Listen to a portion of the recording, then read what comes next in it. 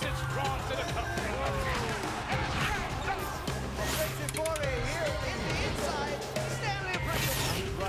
Oh, nice pirouette off the glass, off the crossover. What a block from Jared Diniga, pero ang goal! Oh, big block. Tough matchup to work with. It's the basket. Boom! It's a kabagot! Forward ahead to RR. Bang! Bang!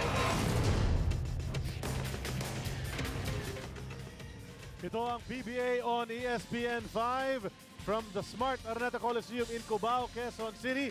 Second game ng ating Wednesday doubleheader in the PBA Philippine Cup 2018. Phoenix Fuel Masters, Blackwater Elite about to go at it.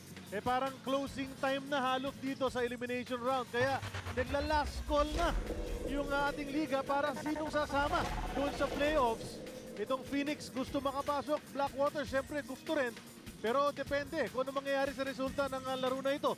Kung talaga makakabook sila ng seat doon sa final, doon sa playoff round na yan. Ako po si Charlie Cuna together with Coach Brian Gregorio, Mabuhay Pilipinas. We're here for PBA Bakbakan on this Wednesday. Well, it's really survival time for these two teams. Just to quote Coach Louis Alas, he's happy with his chances. The last two games that they will play, yung fate nila, nasa kamay pa nila. While for Coach Leo Isaac, it's a very simple answer. No other comment. It's a must-win situation for them. As we take a look at our team standings, the bottom four will not make it past the elimination round. And as it is right now at 4 and 5, delikado pa itong Phoenix. They have 2 games left. Blackwater tonight and Global Port in their next game. While for Blackwater, this is their last game. They must hit 5 wins for them to have a chance to make it to the top 8. While for itong Phoenix naman, they want to avoid complications. If they win 2 times and win 6 out of the 11 games that they played here in the elimination round, then automatically may chance na sila doon sa ating top 8. Well, the same situation was there para sa Blackwater Elite sana. They had 2 big wins in a row. But then, last ball game, mukhang mag-3 straight na sila. Pero nag-meltdown sa may end game. They were leading practically the entire game against the MNEX Road Warriors. But they faltered in the fourth. Well, at the end of 3 quarters, they were still on top by 9 points. But take a look at the fourth quarter scoring of NLEX, 29.16 coming from Kevin Alas. While for Blackwater Elite, their usual scorers were absent in the final quarter. The 16 points just tied the total output of Kevin, and as a result, they lost that particular game. Tinutukan ng ating kasama si Carla Lizardo ang Blackwater Elite prior to this game. Let's listen to what she got from them. Sabi ni Coach Leo Isaac na in their game against NLEX, hindi nila nasunod yung defensive scheme nila in the end game, and obviously that cost them greatly. Pero sabi niya, learn from it, then forget about it. At alam niya na they really had to come into this game extremely prepared. Kaya even if they had 3 games in the past week at medyo pagod na itong Blackwater Elite, ang haba daw ng ensayo nila kahapon to really get ready to play against Phoenix here today. At sabi nga ni Coach Leo, he was pleasantly surprised kasi pagdating ng boys sa practice, in-expect niya medyo down dahil galing sa talo. Pero sobrang positive daw. So he's hoping that that's a good sign for today's game. Gentlemen. Maraming salamat, Carla. We'll hear from Carla from time to time throughout this ball game. Let's talk about the Phoenix Fuel Masters and how they could have gotten their 5th win already last week. Problema, kontra sa Meralco, they stuck close, but they lost by 2. Indeed, that was a wasted opportunity for them. They were coming off a big win, a come-from-behind win against TNT, 74-72. But unfortunately, against the Bolts, natalo sila 92-90. They only shot 31% from the 3 and they allowed the Bolts 35%. They still had a chance. Last shot, Jeff Chan. Unfortunately, namintisan ni Jeff Chan yung kanyang 3-pointer. Again, as a result, nahirapan itong Phoenix to close out that particular game on the high note, and now they're scrambling for 2 straight victories, but they cannot look beyond this ball game. It's a must-win situation for them to avoid complications against Blackwater Elite. And of course, these 2 teams, especially their coaches, would want a full complement ng lahat ng players nila to battle it out sa gabing ito. The problem is, siyempre, country comes first, service to the country. 2 players, 1 from each team, representing Gilas Pilipinas against Australia tomorrow yan Alain Maliksi on one side, Matthew Wright dun sa kabila. No doubt, when your country calls you, you drop everything. Maski crucial situation for these two teams, but they will cancel out each other. Of course, itong si Matthew Wright is the best scorer for his team, averaging 16.3 points per ball game, while Alain Maliksi, he can definitely wax that at any point in the game. 13 points per game, almost similar yung kanilang rebounding and also assist, even the field goal shooting. So no Alain Maliksi for Blackwater and no Phoenix for Phoenix naman. Wala itong si Matthew Wright. At tinatawag ng mga starters, let's listen.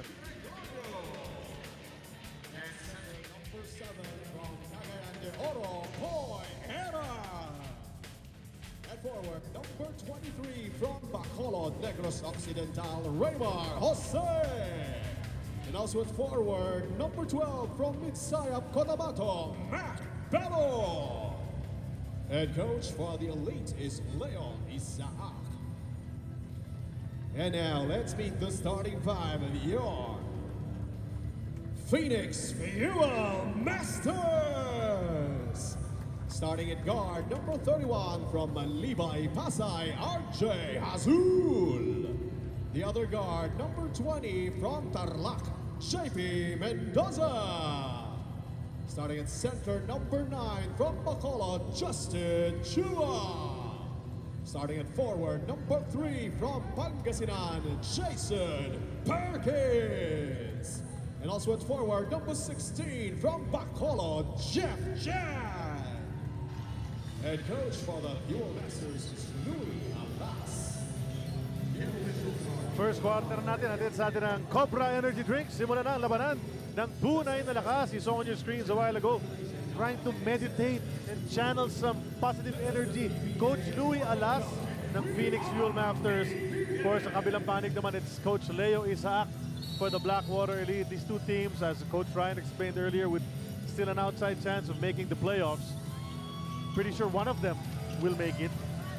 You know, I'm thinking that one of them will make it, but this game is very crucial for both these teams. And Poy Eram really will be a big factor para sa Blackwater sa laban ito as usual. Oh, he has played splendidly all throughout the conference, battling the resident big man and the superstars in the league, Junmar Fajardo, Slaughter. He's really expected to dominate that big man position against that relatively smaller front line of Phoenix. A miss from Mac Bello to start the offense para sa larong ito under the gun because the 24-second shot clock was about to go off. The ball will now go to the Phoenix Fuel Masters. Solid ang laro nitong Blackwater Elite in most of their games. They've stuck close kahit doon sa mga talo no, dumikit sila. For Coach Leo, yung starting five na yan, it's really been a good one. It's the bench that really needs to step up. What is so nice really is the way they reached being competitive in this league. They did it through trades, through picks from the free agency. Of course, itong si Aram, he was drafted number 15 by TNT. But because of his injuries, hindi siya binigyan ng another opportunity by his previous teams to play. But ngayon, we've mentioned it, one of the best in the league right now. What about this guy, Di Gregorius, averaging more than 13 points per game. He was picked in the 4th round by Mahindra Enforcers. And now, he's one of the top scorers, the best shooters from the three-point area in the league. Ganda ng nilalaro ng tandem na yan, no? Big and small, Aram and Di Gregorio. But they have some help from the other guys. That's 3 seconds on Phoenix. Medyo tumagal sa ilalim si Jason Perkins. Turnover yan. Balik ang bola sa panig ng Blackwater Elite. But Jason Perkins has been impressive as a rookie so far, coming out of De La Salle University. At ang laro nga niya, a lot of people have been saying, kala mo, veterano na. Oo, talagang maganda yung nilalaro na, not just on the scoring department. Even his ability to get offensive rebounds, his movement without the ball, and even on fast break situations, he can be counted upon. That's a miss from Poy Eram. 2-0 pa lang ang ating score. 10:24 remaining. Just past a minute and a half gone by dito sa first period. Extra pass. But that's a miss from Justin Chua. Now Di Gregorio on the run. Foiled. First block shot here for Poy Eram is averaging 2.9 blocks per game. The best in the league. And what does he do? He gets another opportunity for their team. Run that fast break situation. If they run and score on fast breaks, they will be hard to guard. Hazul. Tres sana yun, pero wide left ang kanyang tira. JB Mendoza doing what he does best, picking up those loose balls, offensive rebound. drive from Azul. He lost the leather. Nakuha ni Poy Eram. Another turnover for Phoenix. Very bad start here for the Fuel Masters. Raymar Jose against Azul. Has the height advantage pero decides to kick it back out. He reposts. Pero andun yung double ni Perkins. Labas kay Di Gregorio. Aatake. Natumba. Nakuha ang bola ng Phoenix. Here they come on the run. Jeff Chan leaves it for Azul. Nice setup. Couldn't complete the play. Bakbakan sa rebound. And Poy Eram really. Kung yung mga Fajardo, Slaughter nga, itinalo nga niya eh. Doon yung mga kalaban nila, yung Ginebra at San Miguel. Kung yung mga mas maliliit na sentro, doon mas kayang-kaya niya. And that is a very, very good point. Because he can go up against his man on a single coverage. He can be your weak side defender, can block shots as well, and he can get rebounds for you. Second best in the league with over 13 rebounds per game. Nice feed from Di Gregorio. That's a fast break brought to us by United Auctioneers Inc., the biggest auction company in the Philippines. ISO certified sa bidding, ikaw ang bida. Tingnan mo yung positioning nito si Mendoza at si Belo. Kanina pa nagbabanggaan yan. Pass goes out to Chua. He approaches, puts it up, drew the foul mula kay Raymar Jose. So Justin Chua rarely does that. To put the ball on the floor, yung one dribble na yan. Normally, set shots yan mula sa labas. More than that shot of Justin Chua, it's really the discipline on the defensive end by Raymar Jose. Because if Justin gets that ball, puts the ball down, all you can do, or all you have to do as a defender is challenge that shot. Do not give that guy, Justin Chua, who's a very steady free throw shooter, an opportunity to score 2 free throws. Okay, dribblers, open your Moneyball apps. Ito ang ating unang Phoenix Pulse Moneyball question. Sino ang kasalukuyang #1 overall ngayong conference sa assist to turnover ratio with minimum 30 assist total? Number 1, John Pinto. Number 2, RJ Hazul. Number 3, Roy Sumang. Pindot na. Sa ibang klase yan. Alam mo, kung titignan mo yung assist to turnover ratio, titignan mo usually dyan yung mga top guards in the league. Pero doon sa tatlong yun, ang hirap basahin nun. Ibig sabihin, kontrolado nila yung kanilang assist and at the same time, wala silang turnovers na marami dito sa komperensyang ito. Well, I would eliminate Roy Sumang from that equation kasi hindi siya nakakalaro masyado. Malamang wala pa siyang 30 assists, di ba? Total. So, dalawa lang yan. So, dalawa na lang okay, pinagpipilian. Na binigay mo. Di ba? Yun nga, kasi mas babad yung dalawa eh. So, one or the other, Hazul or Pinto. Turn around. Dating magkakampi sa Ateneo de Manila. Eram against Chua, and Chua fouls his former frontline buddy. So, Poy will go to the line. And again, a very inspirational story itong si Poy Eram. He actually has 3 UAAP championships but usually plays backup to Greg Slaughter. Hindi nabigyan ng opportunity dahil parating injured. Pagpasok sa PBA, ganun din, puro injury. Pero ngayon, maganda na yung kanyang nilalaro dahil mas malakas na ang kanyang pangangatawan. At ang free throws niya, hatid sa atin ng Smart. Be there like never before. Ngayon, the main man center na siya eh. Di ba? Hindi siya backup ngayon. And in fact, teams are backing up, lining up to try to get him away from Blackwater. Blackwater saying, he's mine. Of course. And, diba? you just have to give credit there. I had a conversation with their team owner, si Boss Josel Dusi.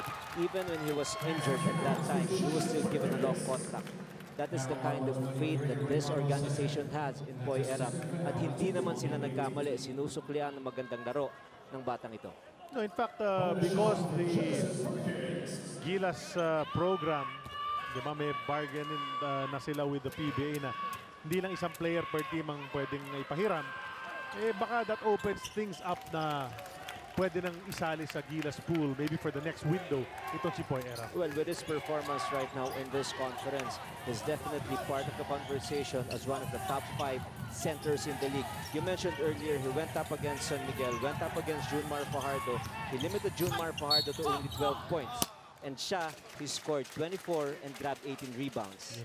All right? And prior to that particular ball game, he went up against Greg Slaughter. Slaughter was limited to 20 points because Eram, with his tentacles on defense, was able to foil a lot of shots of Greg. But not only that, Poy was able to score 22 and grab 11 rebounds. And in those 2 games, Blackwater won against those elite teams. Correct. Yun na nga eh. And pag yung iba mga lesser centers, smaller centers ang kalaban niya, panay supalpal naman niya sa mga yun. Hirap na hirap sa kanya talaga as Pinto. Another guy who's really playing way above expectation. para sa Blackwater.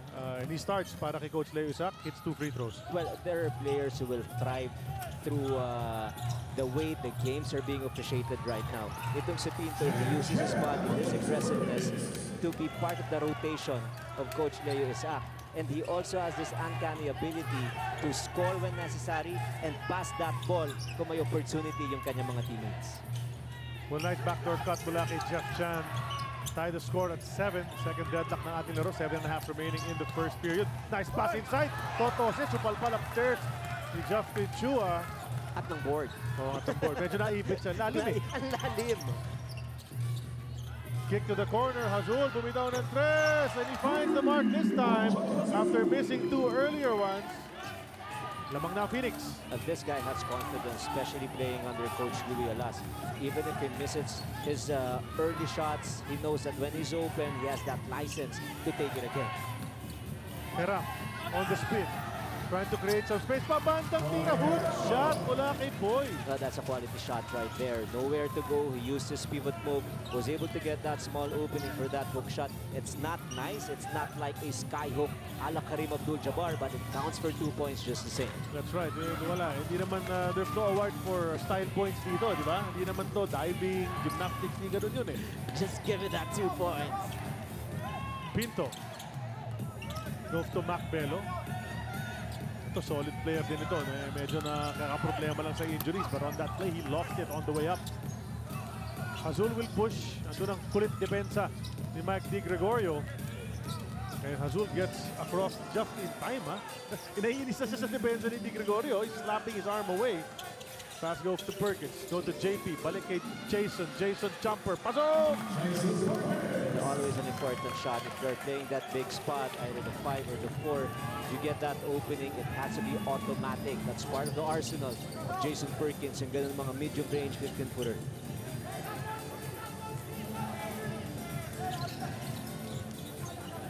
Pinto. Chicks to Di Gregorio. Ganda nung setup. Di na na-shoot ni Michael yan. And actually, nandun na si Di Gregorio sa point, coach. Kapag nag-minti siya na ganyan, parang nagugulat ka na eh. You have to take your chances. If you're playing him defensively, you allow him that shot. 1 out of the 2 times, he will make it. So, good thing for Phoenix, he missed that shot. Pilitan tayo mag-adjust. Naliliver si Perkins. So stay with your man. Just stay with your man. Stay with your man. Delay. Delay.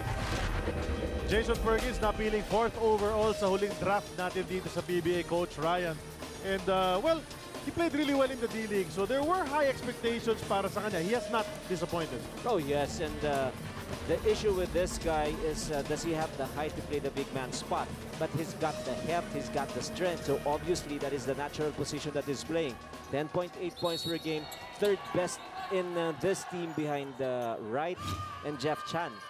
But he's averaging 6.8 rebounds, the best for the Phoenix Fuel Masters. And even if he's dropped about 20 pounds, they still call him the hefty lefty. For more on him, let's go to Carla. Jason Perkins and Willie Wilson guard each other during practice. At sabi ni Jason, ang dami daw niyang tinatanong kay Willie because he dreams of having a career as long as Willie's. At sabi niya, one thing he's learned is to eat better. And he realized that he really had to lose weight kasi mabilis nga ang laro dito sa PBA. So tama na daw muna yung pagpunta sa buffet. And he actually tried going pescatarian and started doing intermittent fasting. And as you mentioned, Charlie, he did lose a total of 25 pounds in the past year. Back to you guys. Maraming salamat, Carla. We should get some tips from him. Pero ito si Jason Perkins, ang ganda ng binanggit niya na gusto niyang tularan. Yung nangyari kay Willie Wilson. Has carved out a career for himself, 14 seasons here in the PBA and still putting up solid numbers. Dapat i-idolize siya talaga yun, yung kanyang senior archer sa Lasal. Definitely. Diba? Talagang right person to emulate, to idolize. Willie Wilson was drafted way back in 2004 and he is still playing up to now. And nagbe-best player pa siya. Diba? In his 14th season. Here's the kick to Jello. He lets fly, called off the bench. Bitin ng kanyang tira. Eram, another rebound. 3 rebound na si Poy Eram. May double digits naman ang kanyang average. So you know he'll get a few more. There's a miss inside from Pinto. Naghahanap ng foul.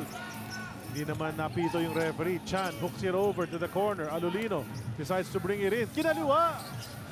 No go, falls to Chan. Pabandang tiran, lakas. Eram, another board. That's 4 in the game. 2-on-1. Pinto to Macbelo, who mishandles the too much English on that bounce pass. The top spin was wrong because palayo dun sa uma-attacking si Bello and was way behind doon sa pwedeng natural movement ni Mac. Missed opportunity once again for Blackwater. Could have been a better situation had they scored because they're still down by 3 points.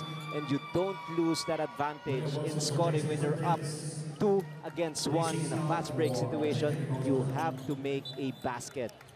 We gotta give it up the way John Pinto does. Because dribblers, ang tamang sagot sa ating Phoenix Pulse Moneyball question ay John Pinto. He has the best assist to turnover ratio in this tournament so far. But you give that turnover to John Pinto. So tignan natin kung siya pa rin. But sayang talaga yung opportunity na yon for the Elite. They're trailing by 3. 12-9 lamang itong Phoenix. Nice look away ni RJ Hasula. Tumingin lang na fake yung kalaban. Tumingin doon sa may kaliwa. Oh, very creative move for him just to elude the defense first. He was able to find an opening to sa pick and roll defense ng Blackwater and that nice ball fake to get that floater in. James Sena, the perimeter king. Di ba? Halos ilista mo na pag perimeter jumper ito si James Sena. Minamaster niya talaga yan. Oh, Once had an sinasama siya ng kalaban. opportunity, yes, to coach him.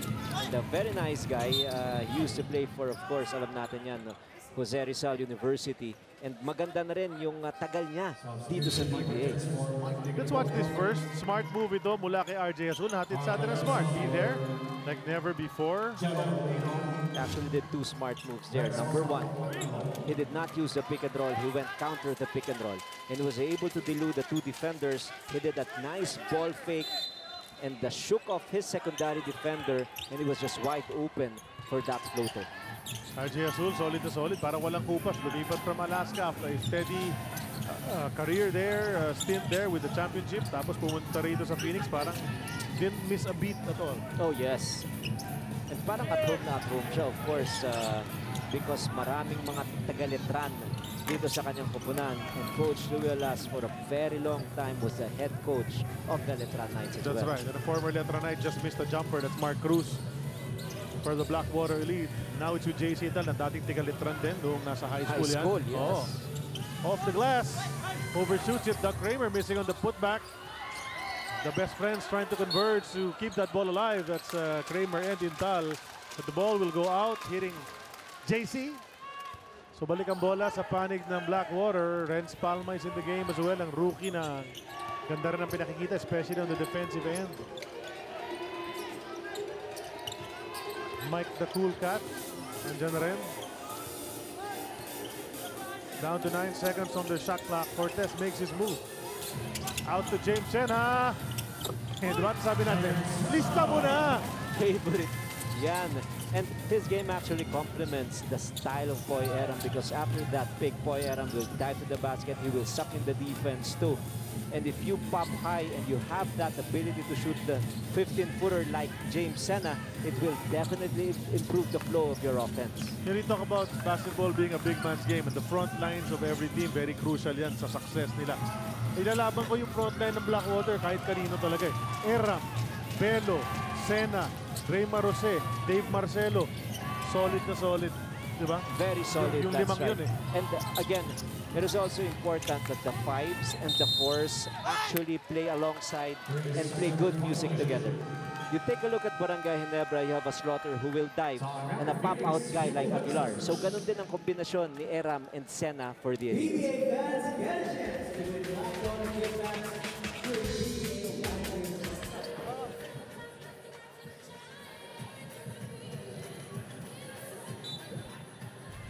Si Macbelo at si Raymar Jose, hindi nag-start yan in their last ball game against NLEX, although they did start in this ball game. Coming off the bench against NLEX, ito yung mga numbers nila together with James Sena. Oh, very good numbers for this 3 players. Jose 14-9, James Sena 12-8, Macbelo 10-7. But the problem in that particular ball game was their contribution in the 4th quarter. Itong si Raymar Jose was only good for 2 points in the 4th. Itong si Sena was also good for 2 points and Macbelo did not score. And that is the quarter when they were outscored by NLEX by 13 points. So okay, umiscore ka ng maganda sa tatlong quarters, but you have to finish it off with a good performance in the payoff quarter and eventually also pushing your pushing your team to a victory, which they failed to do. Yun na nga. And well, those are the growing pains that Blackwater has gone through sa konferensyang ito. On that drive, Renz Palma umatake. Rookie lang ito, pero buong loob, he's fouled. His free throws are brought to us by Smart. Be there like never before. Ito ay mahilig daw dumipensa. Ganado daw dumipensa. Yan ang kwento sa akin ng mga assistant coaches ng Blackwater. And then the Renz Palma, leaping ability nandun, quickness. Kita mo naman sa katawan, although he did miss the free throws on that trip. Well, the activity on the defensive end and his ability to guard the taller perimeter players. Now his task to guard itong si JC and Tal. He's a pretty good on-the-ball defender. But what is so nice is if you give him that opening to finish off fast break situations for his team, he's always there on a very positive note. Nice feed from Intal to Kramer. Nagbintis nga lang yung layup niya. Panoorin natin itong power move natin sa atin ng Cobra Energy Drink. Tunay na lakas. Hook shot. Panda. Pasok para kay Poy. Kanina pa yan. Oh yes. Sabi niya, kinain ko yung aking defender. I actually like that move because it was tough. He was able to elude the defense. But to be honest with you, that is a little disrespectful to do something like that against your opponent, especially against Justin Chua, who is a very nice guy. That is just my take. Natropa rin naman niya dati, di ba? Sila yung magkakasama rin dati. It is it. But it happens, huh? You know, even if you used to play together, we've seen that NLEX against San Miguel, di ba? Si Ibon tsaka si Keeper. Medyo, pag iba na uniforme, gano'n na eh. Nagkakagirihan na ng konting kantsawa na. You know? But it is not within the profile of a JP Eram, di ba? So, well, alam na, may mga ibang player na ganyan ng ano talaga. May mga kilos na ganyan. Yeah, pero surprising to come from a fellow like JP Eram. Mark Cruz out to the cool cat.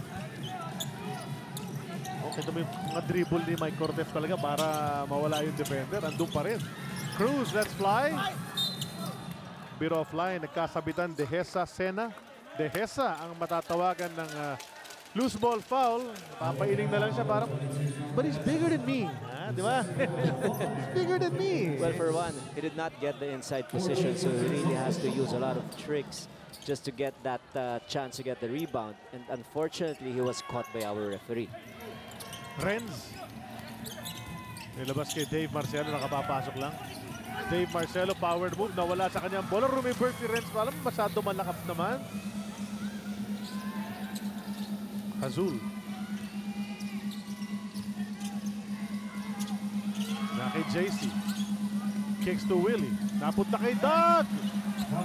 Atake. Ginawa ni Doug. Oh, very nice ball movement there for Phoenix. Yes, they tried to go inside to get that advantage. But the best part was the ball movement. Moving the ball from left to right. If that happens, everybody touches that ball. And the great finish by Kramer. Foul in the backcourt from Carl Dehesa at sapagkat nasa penalty na ang Phoenix. He sends Mark Cruz to the line, and obviously Coach Louie Alas is not happy about what just happened. You have to be more intelligent than that, of course, if you heard Dehesa. Number one, no point of attack yet for Blackwater, and you have to understand time, score, and situation at all times. Even if you are just playing the first quarter, they're up by 4 points with only 43 seconds remaining, and they're already in team penalty. So unfortunately for them, even if it's just one out of two, Blackwater still was able to score in that possession. Kay Wilson ngayon, hands it off to Intal. Only 32 seconds left in the quarter. Wilson, way off on that jumper. Kramer is there. Sabihin ko sana power move from Kramer, pero wala namang galaw yata si Kramer na hindi power move eh. Di ba? Malakas talaga. Malakas talaga si Doug. Undersized center has made a career of it dito sa PBAs. Another one of those guys na naglast ng ganyang katagal despite, you know, not even being the main man nung nasa kolehiyo yan. And undersized nga for his position kasi natural center talaga yan eh. Well, if you analyze this player, itong si Kramer, it is not just his skills that enables him to get a roster spot in any team. it is also his locker room attitude.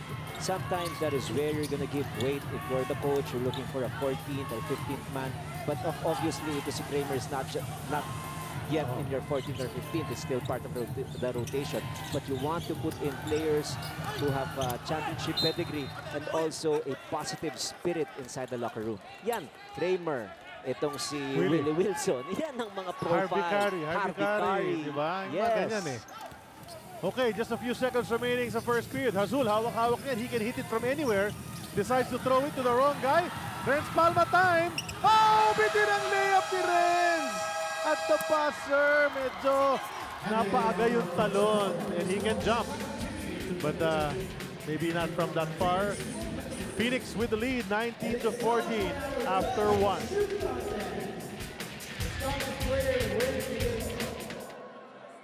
You are watching the 43rd season of the PBA here on ESPN5. I need you to come in this game with a killer mindset. Yan ang challenge ni Coach Louie Alas sa Phoenix Fuel Masters. Dapat daw iniisip na nila na mananalo sila before they even step onto the court. At dinidian niya to sa team niya because in their past games, napansin niya na meron silang lack of urgency. And he wants to see them change their culture, starting with their last 2 games here in the elimination round. At kita nyo nga, sabi ni Coach Louie na maganda dito, yung fate nila is within their control. So they just have to take control of their fate here in the elimination round. Charlie and Coach Ryan? Well, you know, thanks Carla. Coach, pinag-usapan natin kanina yan, di ba? Yung hawak-hawak niya yung ulo niya bago mag-start yung laro. Baka yun yung iniisip niya, we're gonna win, we're gonna win. Think about it now before it even happens. Second quarter, about to get underway, brought to us by Cobra Energy Drink. May laban ka? Well, of course, you have to give a little leeway dito kay Coach Louie Alas. This is just his first conference as a Fuel Masters coach. And some of the games that they've won against elite teams like Barangay Ginebra, well, a total of 4 wins for them. They won against Kia, NLEX, Barangay Ginebra, and TNT. There's still a lot of learning curve. They have to understand defensive concepts and offensive concepts. But more than that, it is really the power of the mind that Coach Louie Alas is trying to inculcate in the minds of his players. If you do not believe that you're going to win, chances are you will not.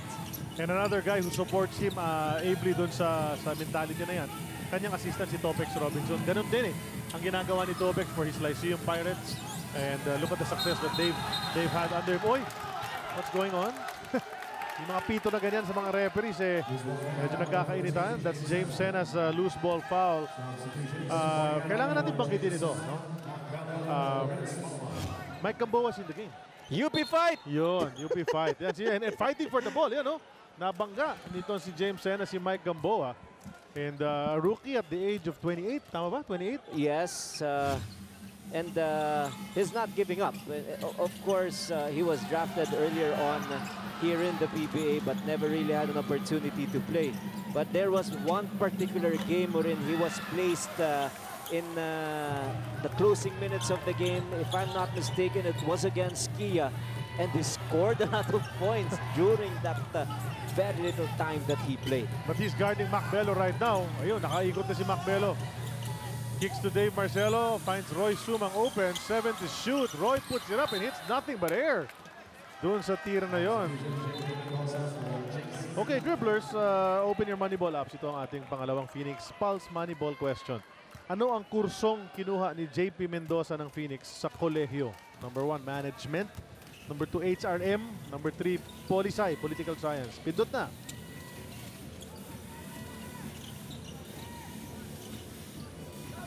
Here's Mike Gamboa against Sumang. Step on the end line bago niya naisip na i-bounce yung bola sa legs ni Roy Sumang. Would have been a smart play because he ran out of area, pero nakatapak na eh. Well, he came in, his team is up by 8 points. So the measure of Coach Louie Alas here is ano ba yung lamang nila pag alis itong si Mike Gamboa. For as long as he can make that stop. Unfortunately, he missed that play for them. He turned the ball over and now he allowed Sumang to score against him. So it's now -2. Yun na nga, and went for the steal kasi nalusutan siya ni Sumang. And you know, para kay Roy Sumang, kailangan niya ng mga play na ganyan because we've seen what Roy Sumang can do pag naka-on talaga yung engine niya dito sa PBA. You know, he's had a couple of high-scoring games, spectacular yung mga plays niya. We remember that from last season and hasn't done it yet here in the Philippine Cup. Let's check this out. Ito yun, nakalusot si Sumang. The drive is brought to us by United Auctioneers Inc., the biggest auction company in the Philippines. ISO certified yan. So sa bidding, ikaw ang bida. Not a very good execution for Phoenix in the last 2 plays. Both turnovers for them. And Sumang knows, ha? Kita mo you can see it sa mata ni Roy Sumang. Kaya kong ikutan ito si Mike Gabo. Kaya kong daanan ito. He cannot stay with me, which is what he did once again. Well, for one, he knows that you're correct. Itong si Gamboa could not keep in step. The only way that Gamboa can do to guard a cat-quick guard like Sumang is to just stay in front and do not rely on the help. In the last 2 possessions, nag-rely siya sa help. In both possessions, nakascore si Sumang. Bonus free throw was brought to us by Smart. Be there like never before. Kompleto ang 3-point play. Down to 3 ang lamang ng Phoenix. 9:35 na lalabi sa ating first half. So quick adjustment on the part of Coach Louie Alas after being up by 8 points. He's only up by 3 points right now. So -5 ang nangyari ron. He had to make that quick change. And ito, another adjustment dun sa kanyang 5 players inside the game right now. Jason Perkins, pumasok naman. Maganda nilaro in the first quarter. Pinagpahinga muna si Willie Wilson. Here's Azul to Chua, who started.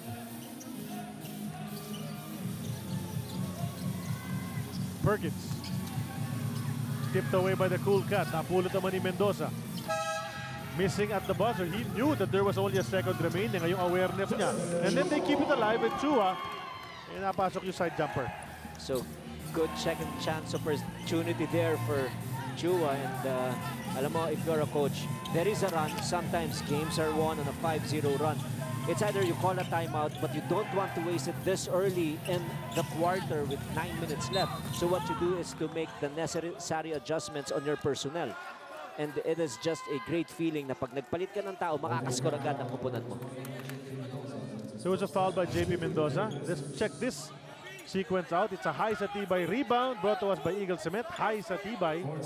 Second chance opportunity para sa Phoenix na maka-score doon. And Justin Chu was able to knock that one down. Lead is up to 5. You still remember that, partner? Yung gesture kanina ni Eram, natandaan niya yun. Kaya binalikan siya. Pero siya, just an ordinary day in the office. Diba? Laro lang siya. The demeanor of Chua is, again, a very positive influence here in the roster of the Fuel Masters. At saka cool na cool lagi demeanor niya ni Justin Chua. He's bounced from team to team. Medyo hindi nagagamit masyado yan. But lagi nakangiti yan.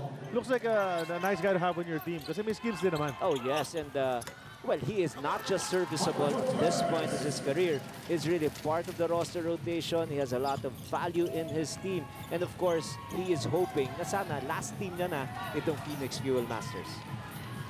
Spectacular drive mula kay Cool Cat. Absorbing the contact. Hindi natawagan ng foul. But Jeff Chan, napabayaan eh. Wala nagbantay. 3-point country para kay Jeff Chan. 5 points total na para kay Jeff. Sumang, feeling confident in this game. Nice pass inside to Erap. Couldn't handle it.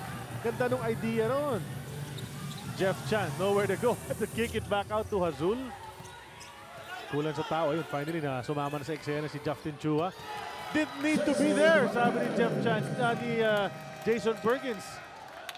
Another lefty. Dalawa sila, tatlo sila. Yung sa lineup ng Phoenix ngayon, tatlong kaliwete. At ang lamang nila, 8 na. First, it was Chua, then Chan, then Perkins.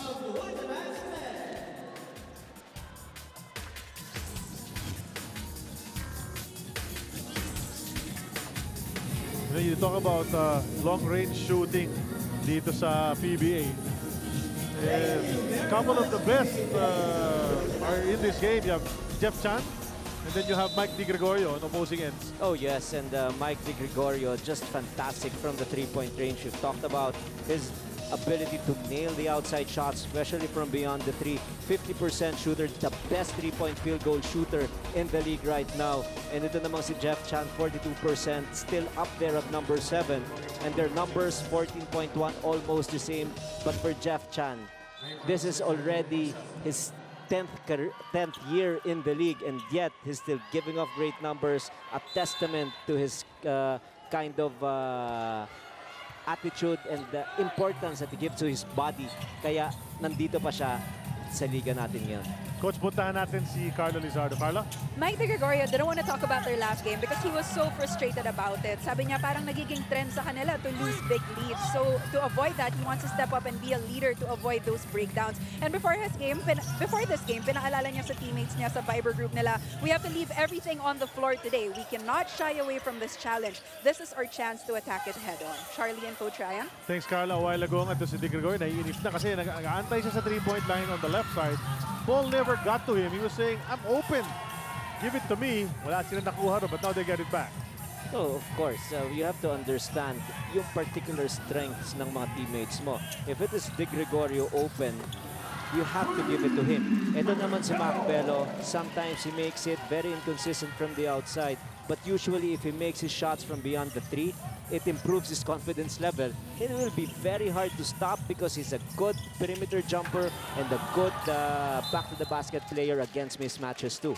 And after getting the 3, he blocks the driving JP Mendoza sa kabilang panig naman. Good defense. Oh, yun, no? 2 palpal from Mac Bello. So, 2 plays in a row for Mac. Sa rebound play, mali ang timing ni Justin Chu, but he's able to save it. But, nakuha ni Sumang and he's rushing in for the layup. Meron pang foul si Jello Alolino. Pagkakataon maka 3-point play for Roy Sumang. And this is a fellow that I feel should be able to break that guard rotation with Pinto and De Gregorio and Cortez. Solid na solid sana yun. Here's that steal. It's brought to us by United Auctioneers Inc., the biggest auction company in the Philippines, ISO certified. Sa bidding, ikaw ang bida at sa play na yun, bidang-bida si Roy Sumang, who's back at the line for his second 3-point play opportunity dito sa quarter number 2. Well, the challenge for this particular player really is to be consistent because one game he will score 25 points, the next game he will be absent offensively and he will only score 3 or 4 points. But what is nice is he has cracked that rotation of Coach Leo Isaac, and now all of his points were all scored in the second quarter. 8 total points for him. Gandang ano yun, tulong yun para sa kanyang kupunan. Pero si Jeff Chan naman, tuloy-tuloy pa rin ang pagkamada. Just goes about moving without that ball, rolling to the basket. Ang galing ni Jeff Chan sa ganyang klase. He sets himself up for baskets. Basta magaling magbigay ng pasa mga kampe niya. Katulad niya, it's a smart move brought to us by Smart. Be there like never before. Bonus free throw on the way for the Negros sniper. Again, a success story here in the PBA. He was drafted late in the second round, number 17 overall by Rain or Shine. And during that 2008 draft, yung first 3 picks doon were Gabe Norwood, Jared Dillinger, and Jason Castro. And he is best remembered dun sa stint niya sa Gilas, Pilipinas. Correct. And he is known as the sniper, the second coming of Alan Kaidik. And even his numbers right now, still significant numbers here and pretty much part of the big players here in the PBA. Spent most of his career with the Rain or Shine Alafto Painters. Came over here last season. He has 2 last championships. Oh. Remember that, 2012 and 2016, That's both right. under Coach Yang Giao. And during those 2 stints in the finals wherein they won, he was a judge's PBA Finals MVP. Correct. So great pedigree for this player. Yung 2016 championship na yun, solid yung series na yun. Maganda yun. Diba? Maganda yun. Oo. Di Gregorio goes to Eram. I remember that because that was one conference wherein their import did not even score as an average in the finals. 7 points yata, 10 diba? points per game. 7 points 7 yata. or 8 points.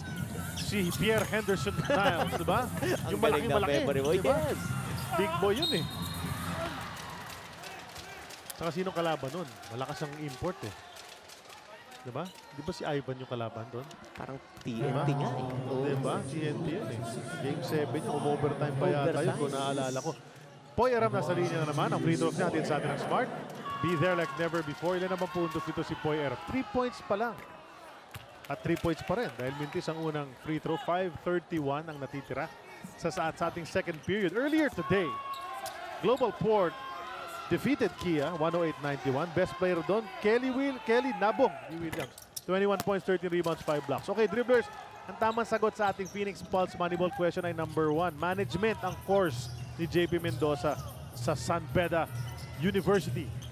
College pa noon. Tama. College pa noon. College pa noon. Again, Turnover. miscue once again for Phoenix. They've been throwing a lot of balls here in the second quarter. But let's go back to your topic earlier. Global Port winning against Kia. They're now 5-5. Their last game is against Phoenix. You win 6 times here in the elimination round. You are assured of one of the 8 slots. So yun ang hinahabol ngayon ng Phoenix Fuel Masters. Win this one against Blackwater, then parang knockout ngayon sila ng Global Port doon sa kanyang laban. But for Blackwater Elite, no ifs and buts about it. It is a must-win situation for them, and according to Coach Leo Isaac, no further comments. They just have to win tonight. That's right. And they're trailing by 4, but ang tagal pa nitong laban ito. A whole half remaining and 4:52 dito sa first half. Balikan natin yung pinag-uusapan natin kanina. Yung may puro kaliwete yung nasa Phoenix. Si Alolino, kanan niya. Kanan niya yung ball. Pero tinan mo yung 4 na kasama niya. Kaliwete lahat. Chua, Perkins, Eriobu, Chan. Tama 4 yan, di ba? Alam mo, of course, pag kaliwete, ang matatandaan mo lahat agad, alang kay Dick. Siyempre. Pero yung mga basketball scholars na tulad natin, yung Ponky Alolor. Ponky. Perimeter jumper yun. Ponky. Alejo. Alejo, Ponky Alolor. Now based in the Bay Area, if I'm not mistaken. Yes. Nandun siya sa US. There's Eriobu with the lefty J. Hindi niya mapasok yun. At pass up goes ahead to Macbelo. Gently lays it with the left hand, pero kanan yan. Pero yes, left hand ang ginamit niya doon. So the advantage of having a Poy Eram, he gets a defensive rebound, pivots out right away, and looks for leakers in his team. It was Bello who challenged that shot of Eriobu, but he cheated a little bit. Nag-run out na siya, di ba? Para makakuha ng fast break dahil alam niya na hindi naman sure ball si Eriobu ron. And true enough, easy basket there for the Elite. There's another lefty jumper. Justin Chua. Panig ng Blackwater naman si Raymar Rose ang kaliwete dyan. Isa lang dun sa 5 na sa loob ng ating laro. I was telling you earlier, no, just to go back some nostalgia para sa ating mga PBA fans. Many years ago, the Red Bull Barako team had the chance to put, I think, 5 guys na kaliwete at the same time, di ba? You know, guys like Vic Penisi, and then Willie Miller, Leo Nahorda, gano'n. Hindi ko na maalala kung sino pa. I remember na puro kaliwete at one point nasa loob para sa kanila. And that was the era of Red Bull wherein under Coach Yeng Giao, sunod-sunod yung kanilang championship stint. Power team din yun. There was a stint, yes. there was a time na kasi Enrico Villanueva was really the raging bull at the time.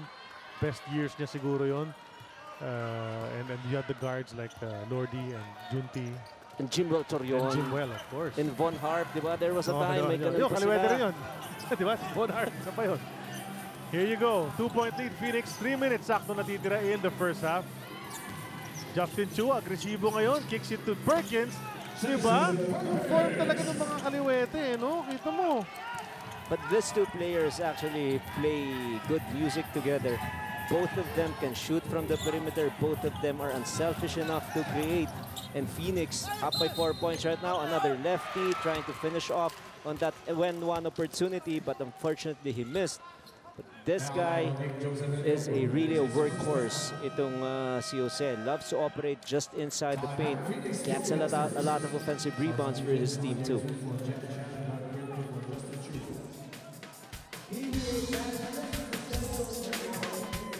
Well, para sa Blackwater Elite, you know, it seems somebody steps up for them from the bench. Many times in this conference so far sa gabing ito, it's been Roy Sumac. Oh yes, 10 points already. Was held scoreless in the first quarter. Did not start in this ball game. And a lot of end-one opportunities for them. Was put in a lot of energy for this team. They were down by as big as 8 points earlier, and now they're only facing a 4-point deficit. And we've been talking about this guy. Look at his numbers. 8 minutes of play, 4 out of 6 from the field. All conference long is only averaging 4.6 points per game. But he has the capacity really to score big time because he's got a complete arsenal. He can really score on the fast break situations, can blow by his man, and he's got a decent touch from the three-point area too. Toto Jose, ang rookie ng Blackwater, nasa linya ngayon. Gilas boy rin ito. Nakapaglaro na rin yan for the national team after coming out from FEU. Let's watch this move a while ago mula kay Roy. Power move yan. Hatid sa atin ng Cobra Energy Drink. Binali pa. Tunay na lakas. just deceiving yung kanyang strength. You look at him, he's not really that big, but he's packed. And he was able to blow by itong si Alulino by a single nudge just to get that little separation and space. And style points here for Roy Sumang. Cross-court pass goes to Eriobu. Kontra Belo. Traveling violation ang tinawag ni referee Yante. Lifting Palming, carry, kung ano man yan. But definitely a good call. It was right in front of our referee. Because if you don't make that call, it will give the offensive team an advantage to score. But it's definitely a violation. So another turnover here for Phoenix. A total of 13 already for them. Chance to tie or take the lead para sa Blackwater Elite. Approaching the last 2 minutes ng ating first half. Pinto wants the lead. Doesn't get it. Back rim at the inside track si Eriobu sa rebound. That's a miss. You look at guys who were with the Mahindra Kia franchise, Mike Di Gregorio, John Pinto, and Joseph Eriobu. Sa panig naman ng Phoenix, those are guys that are now being contributors para sa kanilang mga koponan after falling out of the rotation para sa Kia Mahindra. Well, it is just really unfortunate because in the game earlier, that was already that 9th loss of Kia Mahindra. They only have 1 victory here this conference, and that was against Rain or Shine. So obviously here, yung kanilang unorthodox kind of game, hindi pa talaga nagwo-work to their advantage. Nahihirapan talaga silang makapanalo dito sa PBA. Galing ng effort nila kanina na humabol from 15 points down. Lumamang pa nga sila ng isa. Pero towards the end game, last 2 minutes, Global Port pulled away for the 17-point victory. There's a lefty jumper from the hefty one. A total of 11 points already for Perkins, and a lot coming from the perimeter. So at least he's making it look good that he's consistent from that jumper. At least 15 to 8 feet. Kuhang-kuha ni Jason Perkins. Mintis yung tira ni Poy Eram. A minute eksakto ang natitira in the first half. Low-scoring ball game, but it's been pretty entertaining the way they've been going up and down. Alulino, linabas kay Hasul. Quick pass to Eriobu. Didiskarte. Atake mula sa kaliwa. Spin move. Traveling na naman. Eriobu, frustration written all over his face as he goes back down on defense. Panoorin natin ang mintis ni Belo. Lakas na loop niya kasi nandun si Poy Eram for the high sa tibay rebound brought to us by Eagle Cement. High sa tibay. But Eriobu, back-to-back the turnovers for him. And ang mabigat kasi rito kay Eriobu, umaangal pa siya. But every time you get 2 guys in front of you, you don't force your way in. That means one of your 4 teammates are at least open. Diba? Mac Belo in and out. Looks good nung pagbitaw niya, but ayaw talaga mahulog para sa kanya. 4 na segundo ang diferensya ng ating mga orasan. Hawak-hawak ni Jello Ololino ang bola. 20 seconds now remaining on the shot clock. 13 rather on the shot clock. Ololino. Di magamit yung screen. Binigay kay Perkins. Pupunta sana kay Intal, pero nakuha ng mga nakapula. Ball is on the floor. Napulot ni Hazul. At na-foul ni Poy Eram si RJ. Napupunta sa linya para sa 2 free throws. With 6.6 remaining, that's the second foul on Poy. Well, this is the kind of action that you expect, especially because of these 2 teams really wanting a victory in tonight's game, because it is pretty much survival mode for them, especially if you're Blackwater lead. But for Phoenix, they don't want complications. They want to win 2 times tonight against Blackwater in their next game against Global Port, because if you win 6, wala ka ng ties run eh. Automatic, pasok ka na sa 8. Lumapit nga a while ago ang ating head statistician si Fidel Mangonon. Para lang bulungan ako na do or die ang Blackwater. Do or die. Diba? So talagang must win if they want to move on. This could be their last game of the conference kung maolat sila rito. Diba? Yes, and not only that, of course, itong Meralco 4-6 as well. Their last game is against Magnolia and Cagayan de Oro. And TNT 4-6, their last game is against NLEX. They have to win at least 5. Mike Di Gregorio, top of the key. Talagang pagbitaw lang niya, diretso lang yung follow through niya. Pabandang 3 fell. And Blackwater cuts the lead down to just 1 at the end of the first 2 quarters. He gets his first 3-pointer of the game. Probably won't be his last. Let's watch it. And this is just a nice pick and roll play, a handoff rather by Pinto. And he called the bank that time. Di Gregorio with a 3. Back to the game at hand dito sa loob ng Smart Araneta Coliseum. 1-point lead, Phoenix Fuel Masters over the Blackwater Elite. 41-40 ang ating score. It's been a solid ball game. You can sense the urgency of these two teams. Coach Ryan, para sa Phoenix Fuel Masters, led by as much as 8 points, now down to just 1. You like the way the rookie was playing, si hefty lefty Perkins. Of course, a total of 11 points for the rookie of Phoenix. But good thing also for Blackwater Elite, they have a solid player in Roy Sumang. But first we discuss the 11 points, 5 rebounds. Very good shooting clip from this guy. We've talked about it. A lot of his shots really came from the perimeter, and shots were in well timed because it's either they can pad up to the lead or they were losing that lead and they need precious points. So this guy is coming to play. There is no Matthew Wright for their team in tonight's game. Good thing itong si Perkins came into play. Field goal shooting for this team, respectable 42% clip for Blackwater Elite and only 38% for the Phoenix Fuel Masters. The biggest difference is the rebounding end. 30 for Fuel Masters and only 17 for the Elite. So malaking bagay yon. And the assist, lamang pa rin itong Phoenix 12-8. But in the fast break department, 7-0, doon nakakalamang itong koponan ng Blackwater. Tsaka sa bench points rin, dahil sa 10 points ni Roy Sumang, lamang ang bench ng Blackwater by 10, 17-7. Kanya yun. Kanya yung agwat na yun. Dala-dala ito si Roy Sumang all in the second period. Itong third period naman hatid sa atin din ng Cobra Energy Drink. May laban ka. As the white shirts of Phoenix come out to meet the red shirts ng Blackwater Elite. It's gonna be Doug Kramer and JC Intal, Willie Wilson, RJ Hazul, and Jeff Chan for the whites. Yung mga nakapula naman, Bello, Pinto, Jose Iram, and Di Gregorio. Di Gregorio ended the first half with a pabandang 3-pointer. Yan yung una niya in this game. And he has a total of just 5 points. So obviously they're going to start looking for him here as we begin the second half. Well, as a team, it's not really a good shooting clip from beyond the 3-point range for the Elite. Only 2 out of 12 for 16.7%. But what is nice is the timing of that shot of Di Gregorio. Now, we've been talking about how Phoenix is really missing the services of Matthew Wright, 16.3 points per ball game. And I take a look at the starting lineup in the second half of Coach Louis Alas, and I pay particular attention dito kay Intal. This is one good opportunity for Intal really to show what he's capable of doing. He's gonna be given the minutes, but so far 0 out of 7 from the field. Still nothing for him. It's been a bad confidence for him, 4.3 points per game.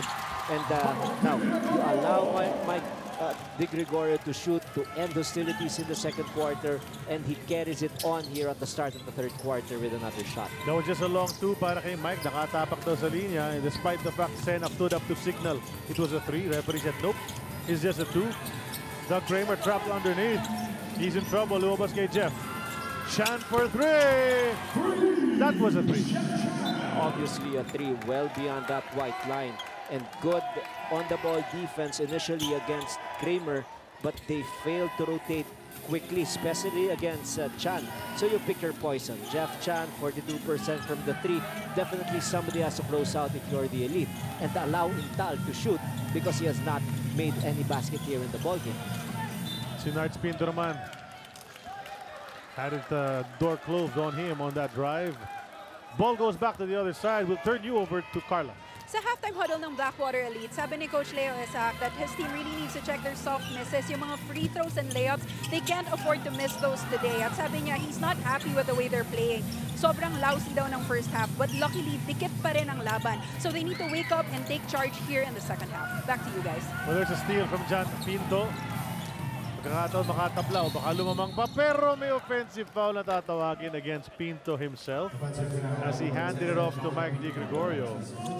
Ang unang foul lang ni Pinto, but Phoenix gets a break there. That control, very important here for Nards Pinto. He knows what he likes to do. He wants to set up his open, itong si Gregorio to have an open shot from 3. But back-to-back turnovers for him. Sayang kasi kinall out natin eh. Best in the league in terms of assist to turnover ratio. But so far in this game, already 2 turnovers That's for him. right. Another rebound taken by Poy Eram. Ito si Mac Belo nagdadala ng bola. Belo a-attacking. Hard close on him. Ball finds its way to Pinto. Out to Eram. He's all the way beyond the arc. Oh! Iba na talaga level nito si Poy Eram. Pati 3-point shot. Pinapasok niya. 8 total in the game. And that is the kind of improvement and allowable shot that our big man has to take. Diba? Dati no-no yan eh. Pag 3-point shooting, Nick Pinisi lang yan eh. But ngayon, it has to be part of their arsenal. And another rebound taken by Poy Eram dun sa huling mintis ng Phoenix. On this side of the floor. Ito yung kick a while ago. Pinto finding Eram. Ganda ng follow-through. He held his follow-through partner. Not a lot of shots taken from the 3. That was just his 3rd attempt here in this conference. And he is at 2 out of 3. So probably he can take more shots than that. Only nabanggit natin. And take a look at even the game of Kelly Nabong. That 3-pointer is now part of his offense. And well, nag-best player na naman nga siya kanina as his team Global Port beat the Kia squad 108-91. Yung stats ni Kelly Nabong, since you mentioned him anyway, 21 points, 13 rebounds, 5 blocked shots. He was patrolling the middle. What a change it has been. And this guy is doing the same thing para naman dito sa Blackwater Elite. Poy Eram, mga hindi na pag-uusapan dati pero ngayon kailangan ng bigyan ng pansin dahil if you don't, they'll kill you.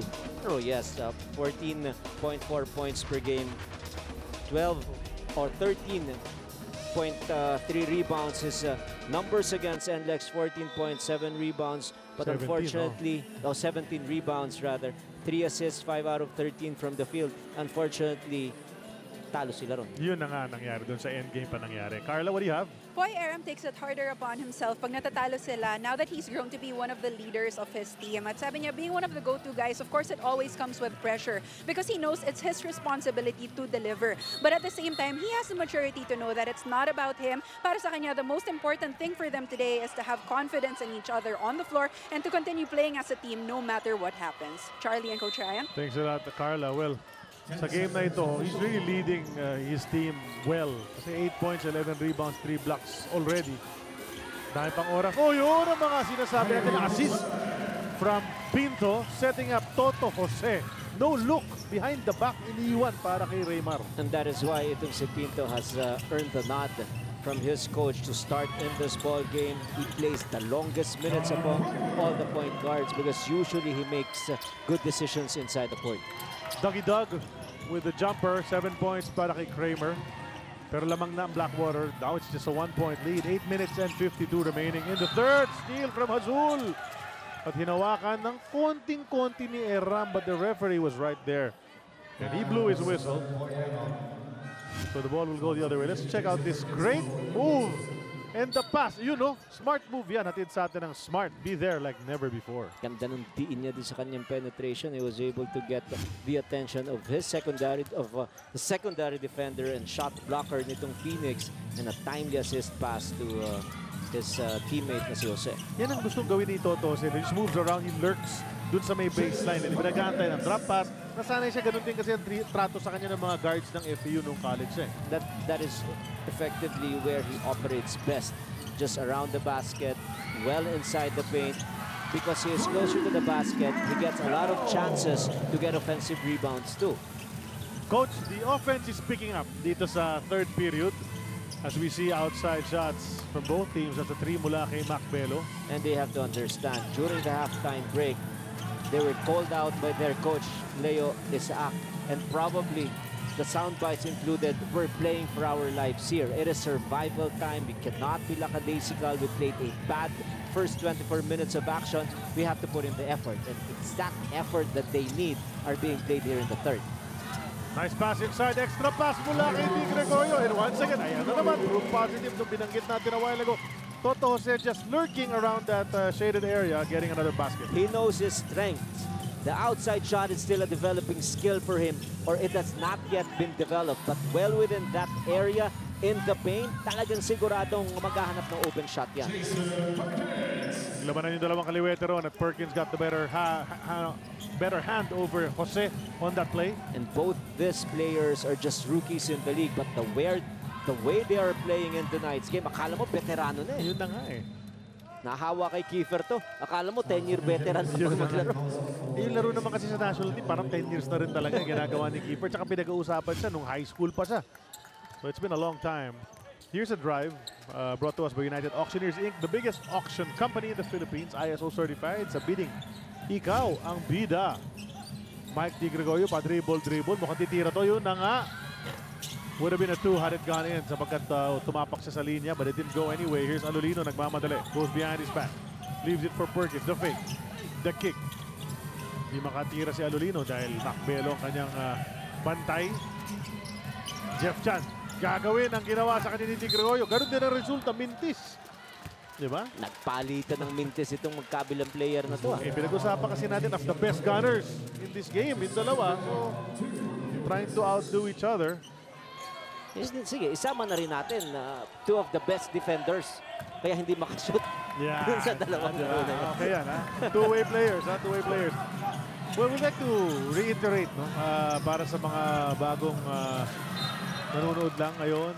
Matthew Wright, Alain Maliksi, baka hindi nyo lang alam.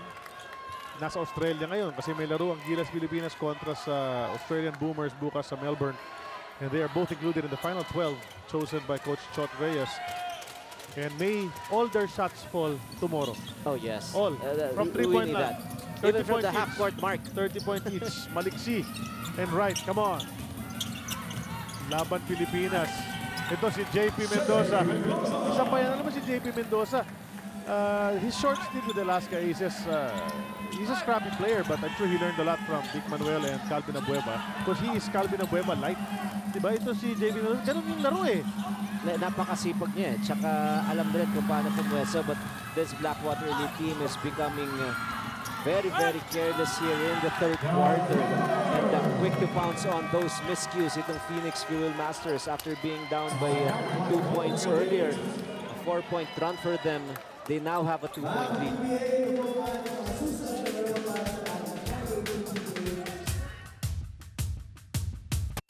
If you want a prediction of that matchup between Gilas Pilipinas and the Australian basketball team, the prediction that's going to be really tough. It's really tough. We all know that Australia is the favorite team by the time FIBA brought them into the Asian group. We all knew that Australia is definitely the team to beat in this region. But as we all know, we're all our team is built on puso and hard work and hopefully the support and prayers of the entire nation. So we might have a chance, but it's really going to be tough.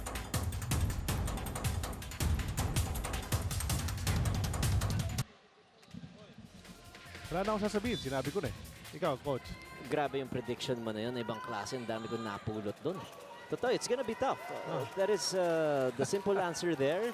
And wala na masabi. Yun talaga eh. In terms of height and heft, definitely it points towards the direction of Australia. But what we have right there, you've mentioned it also, our fighting spirit, our puso, and also our speed and outside shooting. If we have those two elements tomorrow in our game against Australia, who knows? Pwede. Yun na nga, bilog ang bola. Babalik tayo sa bilog ang bola. We've seen a lot of upsets, not just in the game of basketball, but also in the game called life. Yung wala nang chance yung tao, biglang bibigyan ng opportunity, magkakaroon pa at magiging valuable sa ating society. Right. Ganon din ang gusto nating inspiration na generate ng ating Gilas Pilipinas team. Definite superpower sa larangan ng basketball ng Australia, number 10 sa FIBA ranking in the world. Kaya nga. So that's 21 slots ahead of the Philippines. 31 tayo ngayon sa world rankings. At para mabasa nyo rin kung anong assessment ko doon sa lineup. Tingnan nyo, ESPN5.com. May sinulat ako kanina. Okay? Plug lang, plug. Napin nyo doon sa website. Justin Chua, the rebound. They're up by 2. Phoenix looking to build on the lead that they just grabbed back a while ago. Alolino. Si Alolino, kahit ganyan yung korte ng katawan niya, medyo big for a guard. He's quick. Diba sa half court over, ang bilis kumalaw eh. Tsaka kaya niyang mag-dribble na even if it doesn't use his quickness that much, but because he's so good with the ball, kaya niya makaloko ng kanyang defender. That's right. Going to the line will be Totose. Dribblers, ito ang ating Phoenix Pulse Moneyball Best Player of the Game, Clarissa Manuel. Clarissa with a Z. Manuel. Congrats, Clarissa. GC ba pinanalo, no? GC? Dati GC, di ba? Free throw brought to us by Smart. Be there like never before. Raymar. But he missed his first free throw. That was part again of the halftime talk of Coach Leo Isahak. Their inability to knock it in consistently from the line. They were only 8 out of 14 for 57% from the free throw line. And on that trip, 0 out of 2 for Jose. Pagdating sa huli, iindahin nila yan. Yun na nga, pag dikit-dikit yung laban, yung free throws, babalikan mo yan. There's Cielo Alolino, and he screams out. Dahil tuwan-tuwa siya, nakapasok na rin siya isang tiro mula sa labas. 5 points total for him, and he taps it to Jeff Chan. JP gets it. What an effort from JP Mendoza. The Phoenix Fuel Masters putting a run together. 7-point lead all of a sudden. Blackwater na mag-iwanan dito with 4:51 remaining. 30-second timeout ang tinawag. Watch that. That's Alolino tapping to Chan, who finds JP. Just knowing what to do. And the game of basketball is always played on spurts. A chance for Raymar Jose to tie the ball game earlier with his 2 gift shots, and he missed it. So itong si Alolino, 3-pointer, a missed offensive play once again for the Elite, and all of a sudden they're down 7 points. Coach Leo Isaac back to the drawing board. You have to warn them, huwag tayo magpapaiwan dito. At hot na hot rin itong laro ng Phoenix here in the last 2 minutes of play. And a little look of disappointment on the part of a team owner, Josel Ducy. Oo. Because yun yung sinasabi natin, the turnaround. A chance for you to tie the ball game, you miss 2, you allow a 3-pointer, you turn the ball over, you also give the opportunity for the opponent to score another 2 points, and before you know it, you're down by 3 possessions. So big yun, especially if you're scrambling for a victory and you're fighting for your life. Sumang, yung nagbigay ng energy sa second period, ibinalik na ni Coach Leo Isaac. Let's see if he can continue. Macbello wants to operate kontra Justin Chua. Finds Totose, sabi mo nga, developing pa yung outside shot na yan. It's a miss. Not yet now. Alolino, whose game has picked up here. To Dehesa, swing it around to Perkins. 4:18 remaining in the period. Sena showed. Kay Alolino pa rin. Napunta kay Mendoza. Could have shuffled his feet there. No call. Outside shot, Alolino. And grazes the rim, goes outside. Too Nothing far. there. Sa range niya, medyo malayo talaga yun. Poyeram on the bench, as you see. Papahinga. Pero alam natin, maya-maya ipapasok na ulit yan ni Coach Leo Isaac because they need his presence inside. And it's just gonna be a quick rest. You are correct because they're down by 7 points. Hindi pwedeng palakihin pa yan eh. Itong Blackwater, of course, if you're Coach Leo Isaac, you're hoping that the 5 guys inside can close in itong deficit na kanilang hinahabol. Mike D, there you go. And that was a created 3-pointer. Normally, catch and shoot guy yan si Mike D. Pero doon, dribble, dalawa punta kaliwa. Nakahanap ng konti spasyo, boom. That is a hard shot, but if you take a look at the 5 guys right now, it is Mike Di Gregorio who has that confidence after finishing off the second quarter with a booming 3. He has scored 10 points already and 5 here in the third. Pero inside incursion naman para kay JP Mendoza. I know JP Mendoza, if you didn't know him before, the opponents didn't know him before, they're taking full notice of this fellow from San Beda who came to Phoenix via Alaska Aces and is right at home with his Coach Louis Alas, who was his assistant doon sa Alaska. He is just scrappy. He's not gonna be asking for that ball as a primary option in offense. But as soon as somebody takes a shot, somebody penetrates, he will always make himself available for a drop pass or even an offensive rebound. That is why he's playing long minutes here for his team. Free throw ni Totose atid sa atin ng Smart. Be there like never before. What you like about a guy like JP Mendoza, he doesn't stop moving. Keeps his head in the game every time. Yung layup niya kanina, di ba, yung naagaw ni Alolino yung bola, pinasa kay Chan, cut siya to the basket layup. Reminiscent of Dennis Johnson. Nung naagaw nila Larry Bird yung bola kay Isaiah Thomas, diba? Kung hindi nag-roll si DJ to the basket, baka hindi na Hindi nakuha na yung ipasa lamang, yun. diba? Ganun Tama. yun. And eventually, the Detroit Pistons went on to lose that series Oo, diba? against the mighty Celtics. That's right. Diba? Yung mga ganong klaseng play. So, half credit kay Larry Bird, pero yung kabilang half, DJ. Oh, Diba? Jason Perkins naman, tuloy-tuloy pa rin ang pagkamada mula dyan sa perimeter.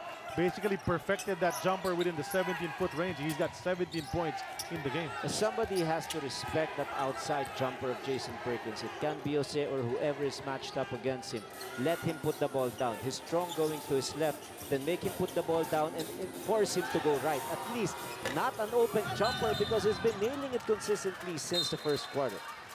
Oh, may second motion yata. Sumenyas ang outside referee ng possible flagrant after the initial foul had been called on Jason Perkins. So, i-review ng ating referee ang pangyayari. Let us see.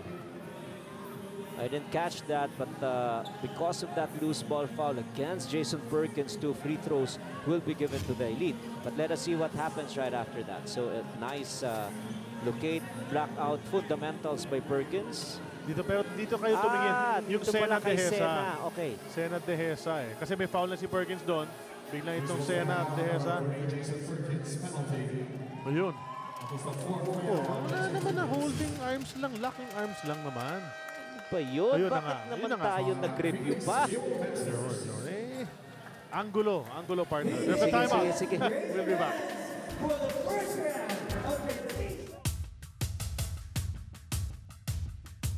Australia is a basketball superpower.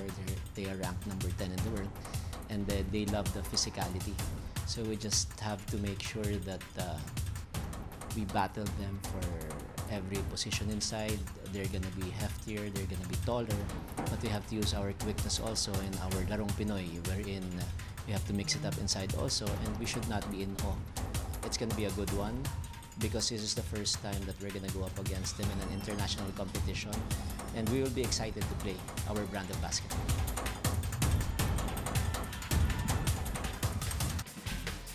Expert analysis mula kay Coach Ryan dun sa matchup nitong dosing to sa kaliwa. Yan ang lineup natin against the Australian Boomers tomorrow. 4:30 p.m. po Manila time. Ipakikita yan dito sa ESPN 5. Okay, so abangan nyo po yan. Cheer like crazy. Say your prayers para sa Gilas Pilipinas. So everything stops every time naglalaro yung Gilas Pilipinas, and it's not gonna be different tomorrow. And we expect a lot of running, a lot of quickness, and yung brand of play na larong Pinoy na pinagyayabang natin sa buong mundo, hopefully makita natin bukas. Yeah, tsaka yung sinabi namin ni Coach Ryan kanina, lahat ng tira ni Maliksi at nila Wright bukas, papasok lahat yon. Kasama sa larong Pinoy yun eh. Not Diba? just yung konting gulang, of course, yung quickness natin, but our shots from the outside. That is our only chance to be a superpower like Australia. Nice drive from Mike Di Gregorio. Sumobra nga lang yung lakap ng kanyang layup. And in the backcourt, Sumang commits a foul kontra Dehesa. 1:49 remaining in the third. Carla, you have something for us? A few minutes ago, Poy Aram was sitting on the bench with a towel over his head. So tinanong ko yung assistant coaches, what's going on with Poy? Sabi nila, sobrang frustrated ever since the half. Nilabas doon niya yung frustrations niya nang nag-huddle sila. Pero pinapaalala nga ng coaches sa kanya na as the leader of this team, he needs to have the ability to bounce back. Ang haba-haba pa ng laro and he can't let his frustrations get the best of him. Back to you guys. Thanks a lot, Carla. Well, it is a very emotional game itong basketball. At yung ibang mga players, minsan-minsan, emotions get the better of them. But siguro kailangan i-channel yun sa laro, di ba? Oh, definitely. Always have to put your emotions in check. You cannot be too high up there or too low there. You have to be level-headed, especially if you're an integral part of the offense and the defense. That quick respite actually did him a lot of good. He was able to collar that defensive rebound, and the energy of Blackwater Elite different now in the last 2 sequences of play. 12 rebounds na para kay Poy Aram after getting that last defensive board. But they're still trailing by 4. Ito ang hero nung second quarter para sa Blackwater. Siya nagpadikit ng laban and with 10 points. Doon, look at the free throws. Blackwater has missed 8 already. And now 9. That's something that they will really feed, especially if it's going to be a close one towards the fourth quarter, or even if they lose this ball game. That's the worst part is they can look back and look at their missed free throws and say, I should have shot better. Yun na nga, you'll rue that, no? Kung sakasakali, pangalawang mintis. Dalawang mintis mula kay Sumang. So, 10 misses already in the game for the Elite, but that's a miscue. De Hesa throws that one away. Hazul hindi na handle. So here the Elite once again, some backward pressure from De Hesa, but he'll back off a bit dahil apat na kanyang personal. And team penalty na yung kanilang kupunan. At buti na lang, hindi talaga nag-take advantage yung Elite doon. Macbelo. To Eram from the weak side, Renz Palma. Medyo weak yung angat ni Renz Palma doon. He was lucky he was hit by Eriobu. That's the third foul on Eriobu.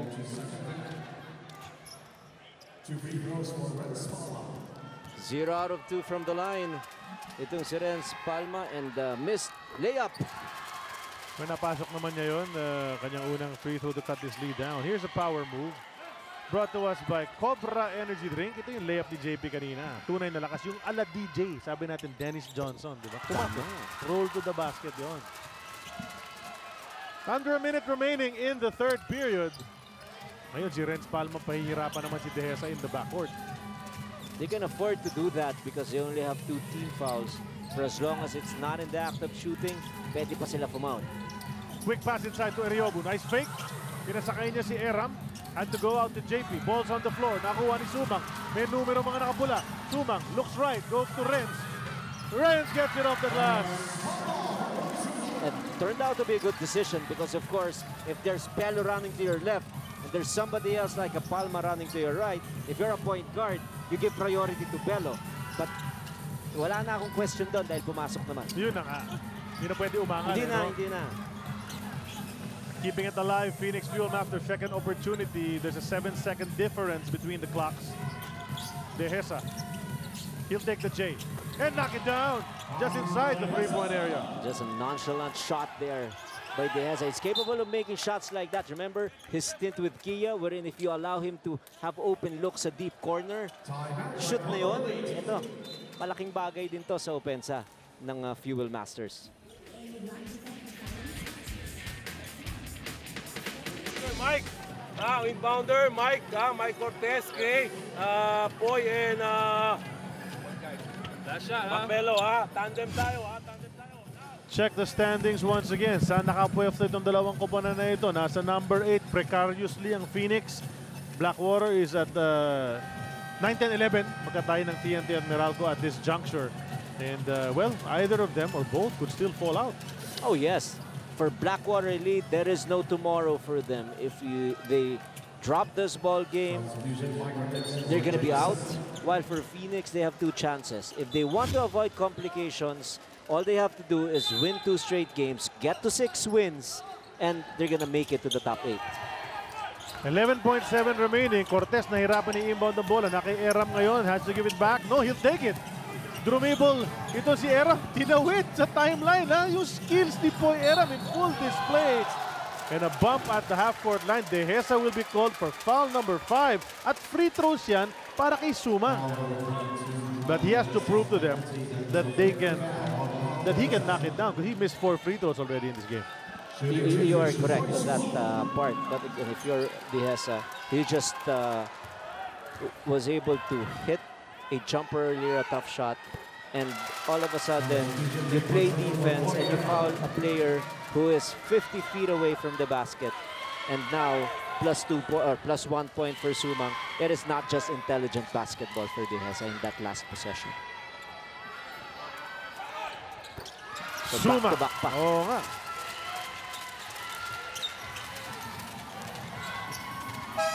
At the buzzer, it's a miss. And we're tied at 65. Pagtapos ng 3 quarters sa ating laban na ito, dikdikan Phoenix at Blackwater Elite. 4th quarter coming up.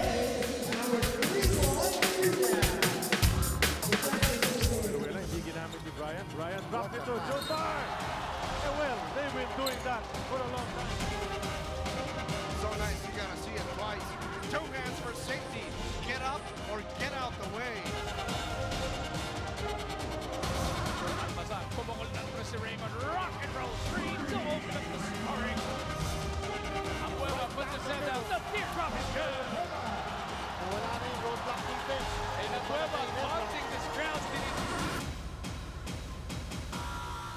Sa Biyernes, dito rin sa Smart Araneta Coliseum, San Miguel at the top against Kia at the bottom of the standings. Rain or shine, Alaska naman ang isang bakbakan. Doubleheader na naman ang handog namin sa inyo dito sa ESPN 5. And keep watching the PBA dito sa 5. Ganda ng mga laban. But that rain or shine, Alaska is very, very crucial. Fourth quarter is brought to us by Cobra Energy Drink. May laban ka? For rain or shine, of course, they're number 3 right now in our team standings, but they only played 8 games so far, so they still have 3 more games left against tough teams. They have not gotten their 6th win yet, so hindi pa sila talaga sigurado. While for San Miguel, they're occupying the top of our leaderboard right now. If they win against Kia, it opens themselves up for that chance to get the 1 out of 2 twice a beat advantage. Right. And for Kia, of course, the unconventional kind of basketball has not really turned into precious wins for them. They've basically been on vacation for like 3 games already, di ba? Kasi dineclare na yun after they lost their 6th game, was it? Or, yes, diba? yes, that is correct. But of course, in the second conference, may import na yan eh. So we're really hoping. Because if you take a look at the teams from number 1 to number 11, 3 games or 3 wins lang separating those teams. That's right. But yung Kia naiiwanan talaga. So we're really hoping that Kia can get a quality import and just have a better performance in the second quarter. Well, naalala natin in the second yung conference. nakuha nila coach si James White ba yung mga ano, di ba? Yung import nila, ang ganda, ang galing maglaro yung batang-bata. Yes. And he did bring them quite far into the playoffs. Oh, yes. Di ba? Nung squad na yun. Free throws ni Justin Chua hatid sa atin ng Smart. Be there like never before. Chua, Hazul, Mendoza, Wilson, Chan against Sumang, Cortez, Palma, Bello, and Dave Marcelo. And Poy Eram is about to check in at the next dead ball. Hindi pa na-break yung tie. Hindi pa rin. Ayaw pa rin. But nakuha niya. Nice stop from JP Mendoza. Once again, would have the little things. Jeff Chan, malakas ang tira. JP trying to keep it alive. Napunta kay Justin Chua pero tumalbog na pala sa end line. Huling-huli ni Eagle Eye referee Peter Balaw. Oh, yes. And again, 2 missed free throws. Justin Chua, who's usually a cool customer from the 15-foot line. But again, a lesson for our young aspiring basketball players. You usually work on your dribbling moves, your shots from the outside, but I'm telling you, it is a forgotten art. Games are won from the free throw line, so make sure you take your time to shoot free throws after every drill. Ayun, narinig nyo ha. Mula kay many-time champion and coach of the year ng ating liga, RG. Kasi di ba, gusto Steph Curry, di ba, dribbling, Kyrie Irving, Kung gusto lumilipad, ala Jordan, puro Jordan. Jordan, ganun. Pero itong free throw, taken for granted yan eh. O, kita mo, mintis na naman.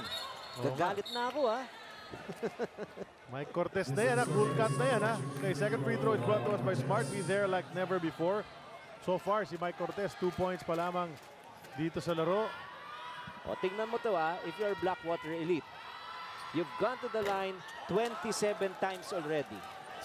The score is tied at 65 all. But you've missed 11 free throws. So do your math. Makakuha ka lang ng kalahati ron. Di lamang ka na. Oh, exactly. Isa lang. Oh. lamang. Isa lang lamang ka na. Medyo komportable pag mga lahati ka. 1 out of 3, Mike Cortez. Tama ka ron ha. Diba? 1 out of 3. Sayang eh. Na-break yung tie finally. Pero isa lang lamang ng Blackwater. 10:45 pa natitira rito. Kaya nga naman, alam mo, managulat ako rito ha. Si Governor Rene Pardo, may pinapag-greet birthday daw ni Ramil de la Cruz. Ray, pakigreet. Teammate ko sa Sun Valley Pickup Games. Si Governor Pardo, nagbabasketball ba? Okay, Shooter sa free throw yun. Ayos. Ay, siyan.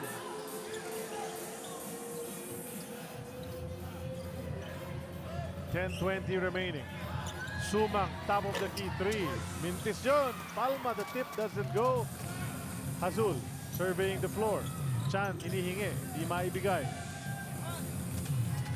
Hazul, recycles, goes inside to Willie. Willie had the shot. Hindi lang yung tinira. His foot's in the lane. Could have been called for 3 Got seconds. away with that one. Or a traveling. Hazul 3 instead of a turnover. nagresulta pa sa 3 at nakuha na ulit ng Phoenix ang 2-point lead. Great composure for Azul. He saw the shot clock. Hindi pa naman sila mapuputukan. At na-problema rin sa defense ni Blackwater. Walang tao all of a sudden si Azul. No reason for him to give up that pass. Tinira na lang niya. They can't penetrate at all yung depensa ng Phoenix. Look at that. Oh, hirap na hirap makapasok mga nakapula. 2 seconds to go. Mike, you gotta do something.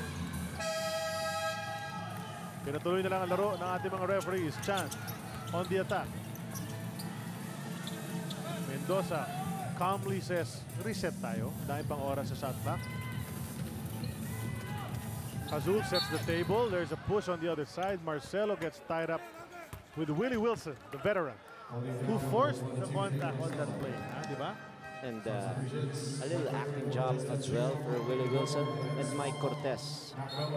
Back on the bench once again. Alam mo, when you reach that age, hindi naman sa minamaliit natin si Cortez. Pero kailangan mo na ng warm-up.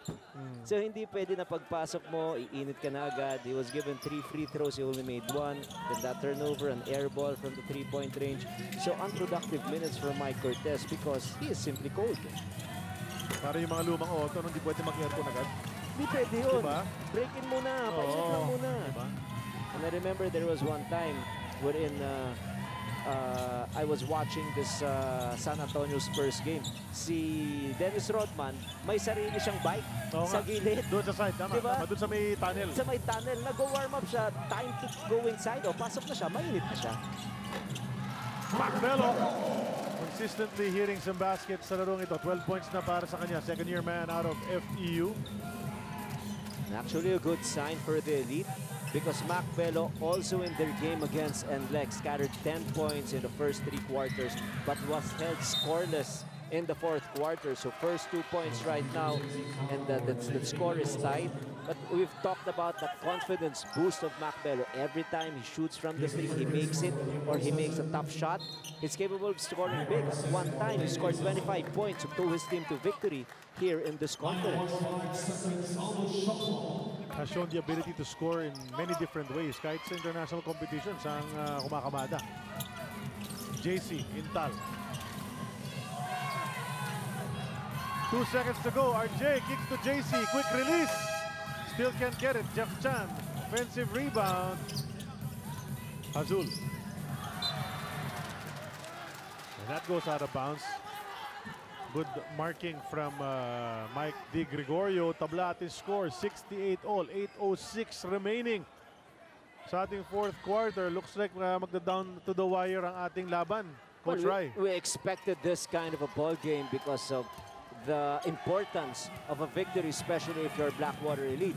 They were down by as big as 8 points earlier pero nahabol nila. At ito naman Phoenix, they have 2 chances to get to 5 wins. But if they win 2 times, then automatic na papasok sa top 8. But again, I pay particular attention kay Intal who missed a wide open shot again from that deep corner. He's 0 out of 8 in tonight's game from the field. He has to be productive to at least fill in the gap vacated by Matthew Wright. Now Phoenix on the attack, wants the lead. Mintis si Azul, tatapit ni Doug Kramer. Underneath, mag-isa siya ron, mas maliit siya sa bantay niya. Siya pa nakatapik ng bola, coach. If you're gonna get that rebound, 2 things. One is your position inside and minsan you don't need that length. Pero kung maganda position mo at yung energy and aggressiveness mo nandun sa'yo, talagang magkaka-advantage ka even if you are undersized. Sabayan mo na ng perfect timing. Yes. Diba? Then magaling tumempo si Doug Kramer. Can't get the lift he used to. Pero yung timing ng pagtalon niya, siya nakatapik doon. Belo naman na-foul. Nasa linya ngayon para sa 2 free throws. Once again, looking to tie this one up. Once again. But he misses yet another free throw. At sasabihin natin, the missed free throw count for Blackwater is 13? Malaki na to eh. 13 free This throws is na yata, already diba? their 29th attempt. 12. Okay. 17 out of 29 ang kanilang overall total. Imagine, 29, almost 30 free throws you've been awarded. And they're free. And you're still down 2 points. Diba? So, it is a free throw, meaning you have to nail it. But if you miss it, it becomes fee. Mapagbayaran mo yan sa That's ulit. right. Tama yun. Tama yun. And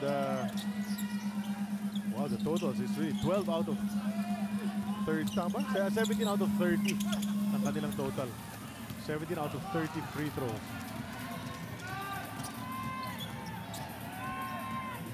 Di Gregorio. Umikot sa screen. Jumper 16. Pasok para kay Mike. 12 puntos. Ganda ng laban natin, ano? Dikit na dikit. 12 puntos para sa pamangkin ng dating NBA Rookie of the Year. Di ba? May NBA ties yan di ba? Si Mike. Of course. Di Gregorio. Hindi ko kaano-ano. Oo nga. Kasi Di Gregorio. Di Gregorio yan. Jason Perkins, baseline jumper offline. Belo rebound. Pinto with the ball. Let's see if he can come up. Raise that assist to turnover ratio dito sa larong ito kasi medyo bumaba na yung season average niya. Oo nga eh. Di Gregorio looking to be aggressive. Out to Poyeran. Bit too far from the basket. He did hit a 3 earlier. Wants another one that's short. He grazes the rim. Di ba nag-graze ng rim yun? Parang oo dapat yata nag-reset Pero well. Pwede rin napansin ng Blackwater. Pero tama, nakita ko may daplis Parang daplis. Nag-iba yung bagbagsak Anyway, trajectory, nobody caught it. Tayo lang yata nakakita. So 2.1 na natitira. Bagsak ang isa nakapula. Foul pa ang Phoenix. Bago pa man napasa yung bola. How bad was that foul? Not only was it already the 5th personal foul against Perkins, but instead of having a... Ayun, lumipad dito si Di Gregorio. But instead of having, of course, if you're Blackwater lead, 2.1 seconds enough time, but you're going to be in a rush. But because of that foul, now you have a fresh 14-second shot clock to operate your offense. Hindi na kailangan magmadali. 6 minutes remaining in this final period. Macbelo fakes the pass, takes the jumper, knocks it in over JC Intal. And this is where JC Intal needs to do something. Sabagat he's not doing anything on the offensive end. Tapos sa depensa, natitirahan pa siya ng kalaban. Of course, Belo is no slouch either.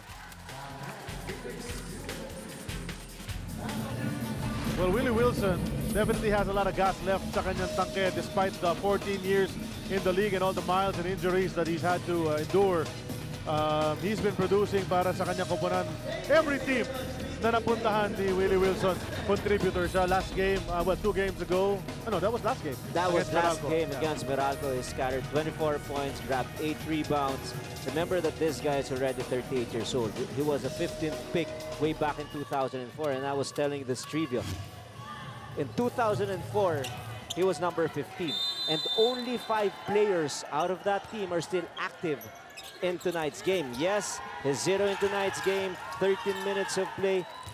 And the first pick overall during that year was Rich Alvarez, no longer playing. The number 2 guy was James Yap. Number 3 was Pingris. 4 was RDO. 5th was Sonny Toss. And the rest, until you reach Willie Wilson at number 15, 5 guys are no longer in the league. Wala na. Yun na nga. See? So longevity, a testament to how hard he works. But Jello Alolino knocks down the 3 para ibalik ang kalamangan sa kanyang koponan. 73-72. So anong isasagot ni Mike Di Gregorio? Mintis, pero nandun ang kanyang partner, Poyeram, to clean that one up. And what a tandem these two are becoming sa ating liga. Poyeram inside, Di Gregorio outside, and everywhere in between. Oh yes, and yesterday I was watching this tribute, yung players only ni Kobe Bryant and Shaquille O'Neal. Diba? Yung combination ng big and small. Ito, ang ganda ng kombinasyon na to para rito sa elite. Ang ganda naman ng drive ni Jeff Chan sa play na yon. You let him go to his strong side, which is the left. He'll hit that drive to the basket. No longer just an outside jump shooter as he was at the start of his career. And he's taking advantage. This is a fatigue factor that is obviously Eram is suffering from right now. Remember, at the top of our coverage, we talked about it. This is already their 3rd play day in 7 days. Meaning, they played today, they played Sunday, and they played Friday. And Eram plays long minutes. So, once in a while, mauupo na ito si Eram. Probably because of lack of stamina, because of the frequency of the games played within 7 days. Doug Kramer nagpintis. Pinto sneaking in para makuha yung bola from Perkins. He goes to Belo on the wing. There's a whistle away from the ball. And Eram and Doug parang nagkatinginan, nagkatitigan. Tapos nagkakindihan naman yung dalawa. Jeff Chan is called for that foul. Jeff Chan was called for that foul. He was off the ball. So our focus really was on the ball. So, alam mo itong referee na to, kanina ito rin yung tumawag ng yung flagrant ang sportsman-like. Di ba? Possible doon sa ilalim. Oo, wala naman nangyari. Kailangan mag-focus din tayo rito sa ref na to, ha? Tingnan natin. The rest of the wave. De Gregorio lost it on the way up. Men, nakatira pa. Sino yun? Boy, Eram once again. Ang luminis nung mintis na yun. Doing work, this guy. 12 points para sa kanya and a ton of rebounds. Yes. 12. 17 rebounds. At sinasabi ko, Nakagaw pagod pa, na. Toto. Uy, tuloy-tuloy. Taps it over. To John Pinto. Back-to-back baskets. Labang ng tatlo ang Blackwater. 4 points for Pinto. And look at this. It's a game of runs, really. You're down by a few points and just come back and up now by 3. 3:34 remaining. Louie Alas cannot believe it. Dahil sa pag-dribble ni Raymar Jose. And yes, something we could look back at. I want to see this play again. Oh, this is a different one. This was a scrappy play of Blackwater Elite. And look at Poy Eram with that putback. Ganda ng effort dito Tose doon, but Eram cleaned that one up. Here's that play. Nakaagaw si Raymar Jose. He'll bring it all the way. Let's watch that dribble. Oy, yun yung sinasabi nila. Yun yung sinasabi nila. Layup by Pinto gives them a 3-point lead. Magbabalik kami.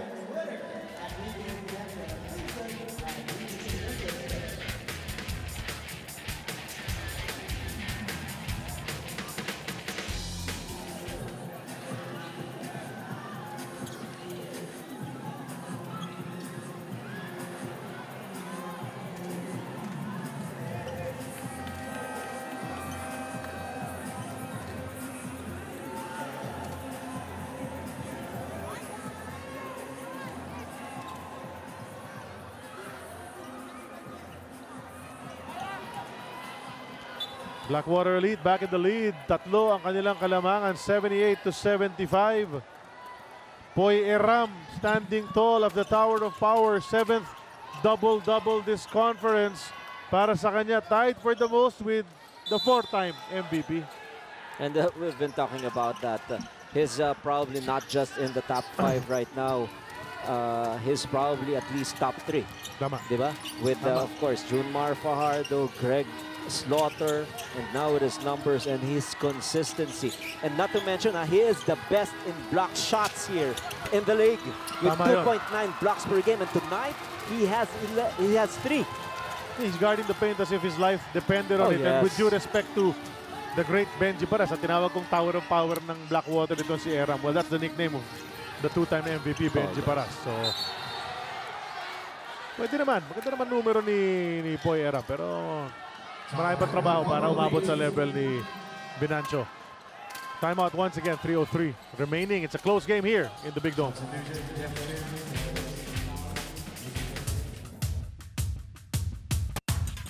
Australia will be hosting 2 games in the second window. They will not have an away game in the second window. Tickets were sold out within a few days.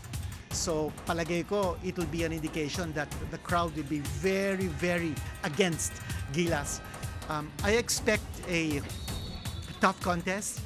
As everybody knows, Australia will be favored because they will have the height advantage, they will have the home court advantage, they will have the size, and I think they will also have chemistry as their advantage. This is a team that has long been playing together, although this is just an NBL selection. Still, Australia will be very much favored against us. If we get the jump on Australia early or keep the game close so that we have a chance to win it towards the end, anything can happen. Well, being hopeful, as we all are, as Gilas Pilipinas faces Australia tomorrow, as Quinito was explaining his prediction, John Pinto na-foul naman. And you see the Phoenix guys all huddling, talking about how they're gonna set up their defense. But Pinto, alam mo, minsan nakakahawa na yan Coach Ryan. No, It gets seriously. into your mind. Yes. Diba? Lahat sila nagbintis na Wala yata perfect from the line sa lineup nitong Blackwater. Because usually, it will be reminded during timeout huddles Your coach, even your teammates will tell you have to knock in our shots from the free throw line. It bottles you up. Mas mahirap dumiskarte ngayon. There is added pressure once you are there on that line. 15 mintis na yata, kung di ako nagkakamali, Coach Ryan, from Blackwater. Pwes, hindi ka nagkakamali. Nag-thump upside na si Kuya Roy. Tama ka, partner. 15 free throws. And you're up by 3. Diba? Medyo malaki na sana lamang mo kung napapasok ng kahit kalahati nun, 10-point lead sana. But anyway, Phoenix with another possession. 2 minutes and 23. Time is dwindling in a very close game. Rebound tracked down by Nards John Pinto. Yung faith na pinakikita ni Coach Leo sa kay Pinto, no? Despite bad shooting night. Had a couple of turnovers early, pero he's still in there orchestrating para sa kanyang koponan. Di Gregorio, di diskarte. Kanya ng ginamit. He transferred. Used his body as a shield. Made the lay-in. We are in the last 2 minutes. These are brought to us by Cobra Energy Drink. May laban ka. Now, where are they gonna go? If you're Phoenix, of course, you're used to setting screens to free up Matthew Wright, but without Matthew Wright, itong si Alvina took it upon himself to go for that basket. They're down by 3 points right now. We definitely have a ball game. Daring drive ang ginawa ni Alolino, ha? Ram ang nasa harapan niya. He threw it up with his right hand off the glass. Toto Jose, strong move. Pinalo ni Doug Kramer ang bola, pero may foul na kasama yon. Pero hindi yata si Doug. I think it's Jeff. Tama ba? Doug Kramer nga. Here's that drive from Di Gregorio a while ago. Yan, no? Just a half step quicker kay Jello Alolino. Pero binawi naman ni Jello on the other side. So, yes, it was like a parang all about pride. Yung counter-attack ni Alolino na yun. Naku. Oh, my goodness. Oo, ano na to eh. Parang epidemic na yes, nangyayari. that is right. Diba? It's a free throw epidemic. 16th missed free throw for the Elite. They're up by 3 points. They have to make it a 2-possession lead to get a little confident. And that is what Raymar Jose exactly did. Well, that's a rare split kasi most of the time, 0 for 2 nangyayari. Alolino hits the deck. Look at that. Parang pile up ito sa Super Bowl.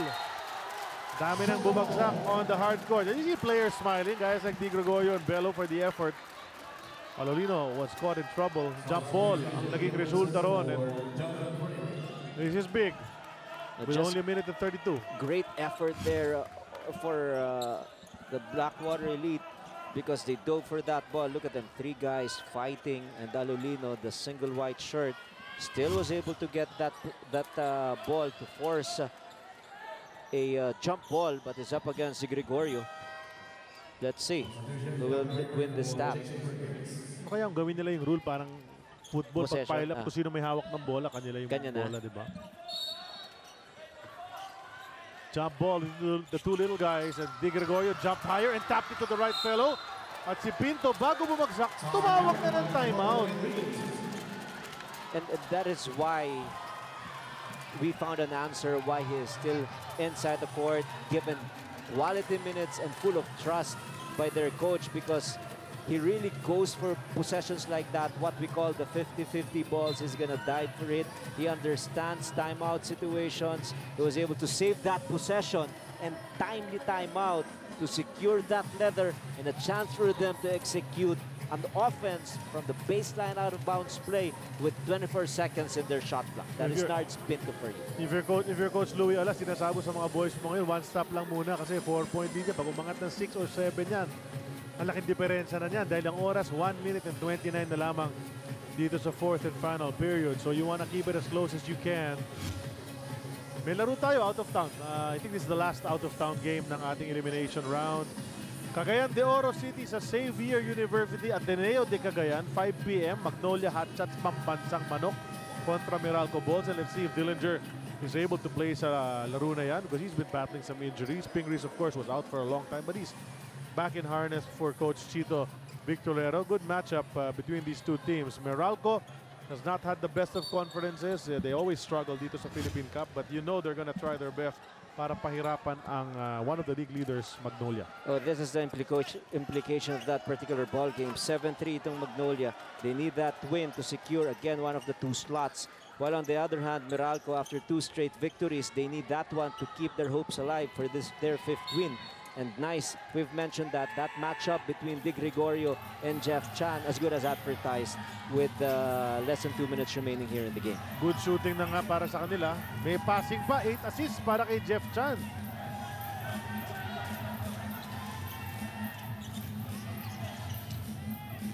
Di Gregorio nakalibre. Iniwan para kay Eram, who bubbled. Who tried to throw it off. Willie Wilson mistargeted it. Alolino, nawala sa kanya. Pinto picks it up and he is fouled by Alolino mula sa likuran, and that's gonna send him to the line.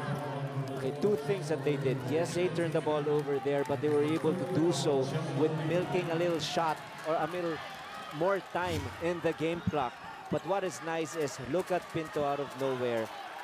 Running so hard to defend the transition, he was able to tip that ball, and he was fouled. Since Phoenix in the still red team penalty, 2 free throws will be given to Pinto, and he coolly sinks the first one. What a time for him to knock in his free throw shot. 3 out of 5 shot in total mula riyan sa linya. 19 of 35 overall ang Blackwater. 19 of 36, 17 missed free throws for the Elite, who are holding a 5-point lead at this juncture. 1 minuto, 3 segundo na lang ang natitira. May loose ball foul kontra kay Doug Kramer. So, after a free throw from Pinto, Eram naman ang titira ng dalawa. Coach Louie Alas seems puzzled at what's going on. This is just a breakdown for Phoenix. They're not executing well on offense. They're losing their mind even in free throw, rebounding situations. Good thing there's still an open window for them because of the missed free throw shots by the Elite. 1 out of 5 from the line for JP Eram. But good thing for them, they're still up by 5 points. A little frustrated na ito si Leo Isaac. 19 of 37 from the line. That's 18 misses para sa Blackwater. And 19 of 38, so they're 50% from the free throw stripe overall. 1 minute and 3/10 of a second. Natitira. 5 lang ang laman ng Blackwater. Doug Kramer, may mga gustong sabihin kay referee Yante. But his teammates, inawat na lang siya. Kinaklaro nga na full timeout ito. But we'll hang on.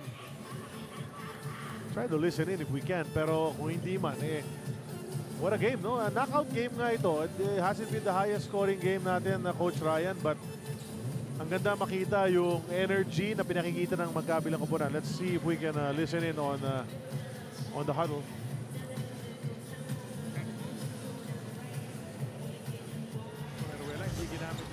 Ryan dropped it to Josar. And well, they've been doing that for a long time. So nice, you gotta see it twice. 2 hands for safety. Get up or get out the way. Almazan, pumukol na si Raymond. Rock and roll screen to open up the scoring. Abuela puts his head down. The teardrop is good. Wala na yung roadblock defense. And Abuela taunting this crowd. Well, pinaalala namin, may 2 laro na naman sa Biyernes. Dito rin sa Big Dome. San Miguel Kia, Rain or Shine, Alaska. Those are the matchups. And Rain or Shine in Alaska, patayan yan sigurado. And then this one, Meralco looking to be a spoiler para sa pwesto ng Magnolia Hotshots. But if you're Meralco also, you need this victory against the Hotshots to keep your hopes alive for a possible one of the 8 slots available. They lose that game, they lose their chance. Alolino, Pinto ang labanan. Screen was set. Ball finds its way to Jeff Chan. Perkins, si screen sana, hindi na nagamit. The baseline drive si Jeff. Lumusot! Hindi pumasok yung finger roll. What a smart move that was from Jeff Chan, trying to get a 3-point play opportunity on that sequence. It is an aggressive attack by Jeff Chan. Nothing is going right for them. They've turned the ball over 23 times already. They're shooting themselves on the foot. And not only that, they've been trying to hit their shots from the outside, but it has not been consistent. This is only their 13th free throw. So if you take a look at the frustration of Coach Louis Alas and even his coaching staff, you look at the disparity from the line. 38 free throws awarded to Blackwater Elite and only 13 for them. But the important thing right now is for them, if you're Phoenix down by 3, is to nail it and you get your chance to be closer to the game and a chance to snatch this victory. Meron naman sila mga outside gunners who can hit. Oh, that's 1 out of 3 from the line for Jeff Chan. He missed one earlier and split this time. Sumang, however, lost it. So ang bola, re-review nila siyempre yan. Re-review nila yan. But kung Sumang, insisting na hindi siya yung huling nakahawak noon. So titingnan ng ating referee. Balaw is the chief. He's checking it out on the screen. This is how this mechanism works. Of course, Referee Balaw, who was right in front of the action, actually signaled that it's going to be the ball of Phoenix. So he's going to take a look at numerous angles available from, of course, ESPN5 and also their cameras, yung official cameras ng referees, and see whether it is conclusive. So in the absence of a conclusive angle, then his call will remain. The direction of the ball will go to Phoenix. But if there is an angle that says otherwise, then he has the opportunity to change his call. Here's the angle, perhaps, that will tell us ano ang nangyari. Yung pasa paloob, nakuha ni Sumang, and then tipped out. Was it Alolino who tapped it out of his hands? That's what he was saying. That's what he was saying. But Sumang was very confident that if they review it using our review mechanism, then the ball will go back to their hands. But let us see, Peter Balaw thinking that it is inconclusive, so his initial call that the ball will be towards the side of Phoenix will remain. So baseline inbound, Jeff Chan ang gagawa niyan. Hinubo muna si Sumang. Raymar Jose ang pinasak for defensive purposes. Kick to Hazul. 3 on the way. Masyado malakas, tumama sa paa ni parang Jeff Chan from our angle. Pero nire-review rin nila, paa ba ni Belo o paa ni Jeff Chan? Tama yun. So either again, way, taga-FPU ang tinamaan. this is one aspect in the game wherein I love it because the referees will have like kumbaga a validated message that their call was correct. So we're showing it to you, but the decision has been made. Yes. Ayun, wala rin sa frame eh. Balik na. Bola na itong Phoenix. Alolino looking for Jeff. They go to him. Oh, supalpal ni Eram. Add another block from the league leader in block shots. Not in my house. Toto Jose nagmamadali tumawid. Kumesa si iba mga coaches ng Blackwater ng possible flagrant. Yung referee parang hindi na ganyan ang tawagan ngayon. Hindi namin tatawagin na flagrant yan. Yung ganyang banggaan lang. And just showing incredible respect. Itong si Eram coming out that it's not his usual man. Usually you don't switch a small to big because initially Eram was guarding a big guy. But because it was Jeff Chan, he rushed out and was able to block that shot. So in the last 2 possessions, itong Phoenix Fuel Masters run a play specifically perfected by Matthew Wright. Remember that game? Matthew Wright hitting that outside shot against TNT. But the problem is these two guys, Azul and Jeff Chan, are not Matthew Wright. 8 out of 12 from the line para kay Raymar Jose. Nabigay niya ang kanya kupunan ng 5 puntong lamang. 23.4 na lang ang natitira dito. So it's a 2-possession game. 2-possession lead. 23.4. Left din a shot clock ang natitira dito. Balik tayo sa standings. Gumanalo ang Blackwater. Naabot sila sa pang-5 panalo. Katabla sila sa mga katulad ng Barangay Ginebra, Global Port. Pero hindi pa tapos yung mga yan. Ito na naman yung ating format. And this is how important this ball game is for Blackwater. And again, no complications for them in terms of losing this one. If they drop it, then they'll be out. Bottom 4, as our format dictates, will be out. The top 8 teams will fight it off in the playoffs. The number 1 team and the number 2 team will have a twice-to-beat advantage against number 8 and number 7. 3-6, 3 versus 6, 4 versus 5, best of 3. And in the semifinals, it's a best of 7, and in the finals, it's going to be best of 7 once again.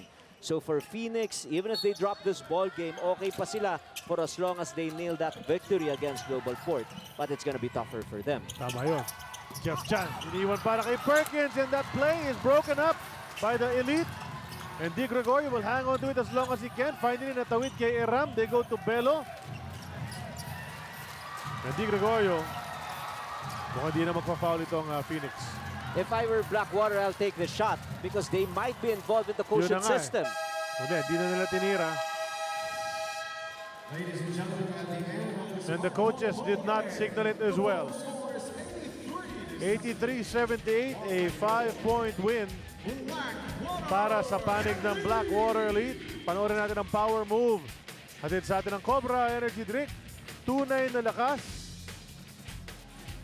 A +5 for Blackwater because it was a tied game at the end of the third period to get this victory and keep its playoff hopes alive dito sa PBA Philippine Cup, Coach Rai. Oh yes, and great comeback. I call it comeback because at one point, itong Blackwater were down by 8 points. But they did not give up. And we had to choose this guy who played consistent basketball all throughout the ball game. Not just with his points, 12 points for him, but look at the number of rebounds. 19 rebounds and 4 block shots. Nothing more important, but the last one against Jeff Chan. So fantastic all-around performance once again for JP Eram. Nasasanay na masyado. Talagang suki na sa best player.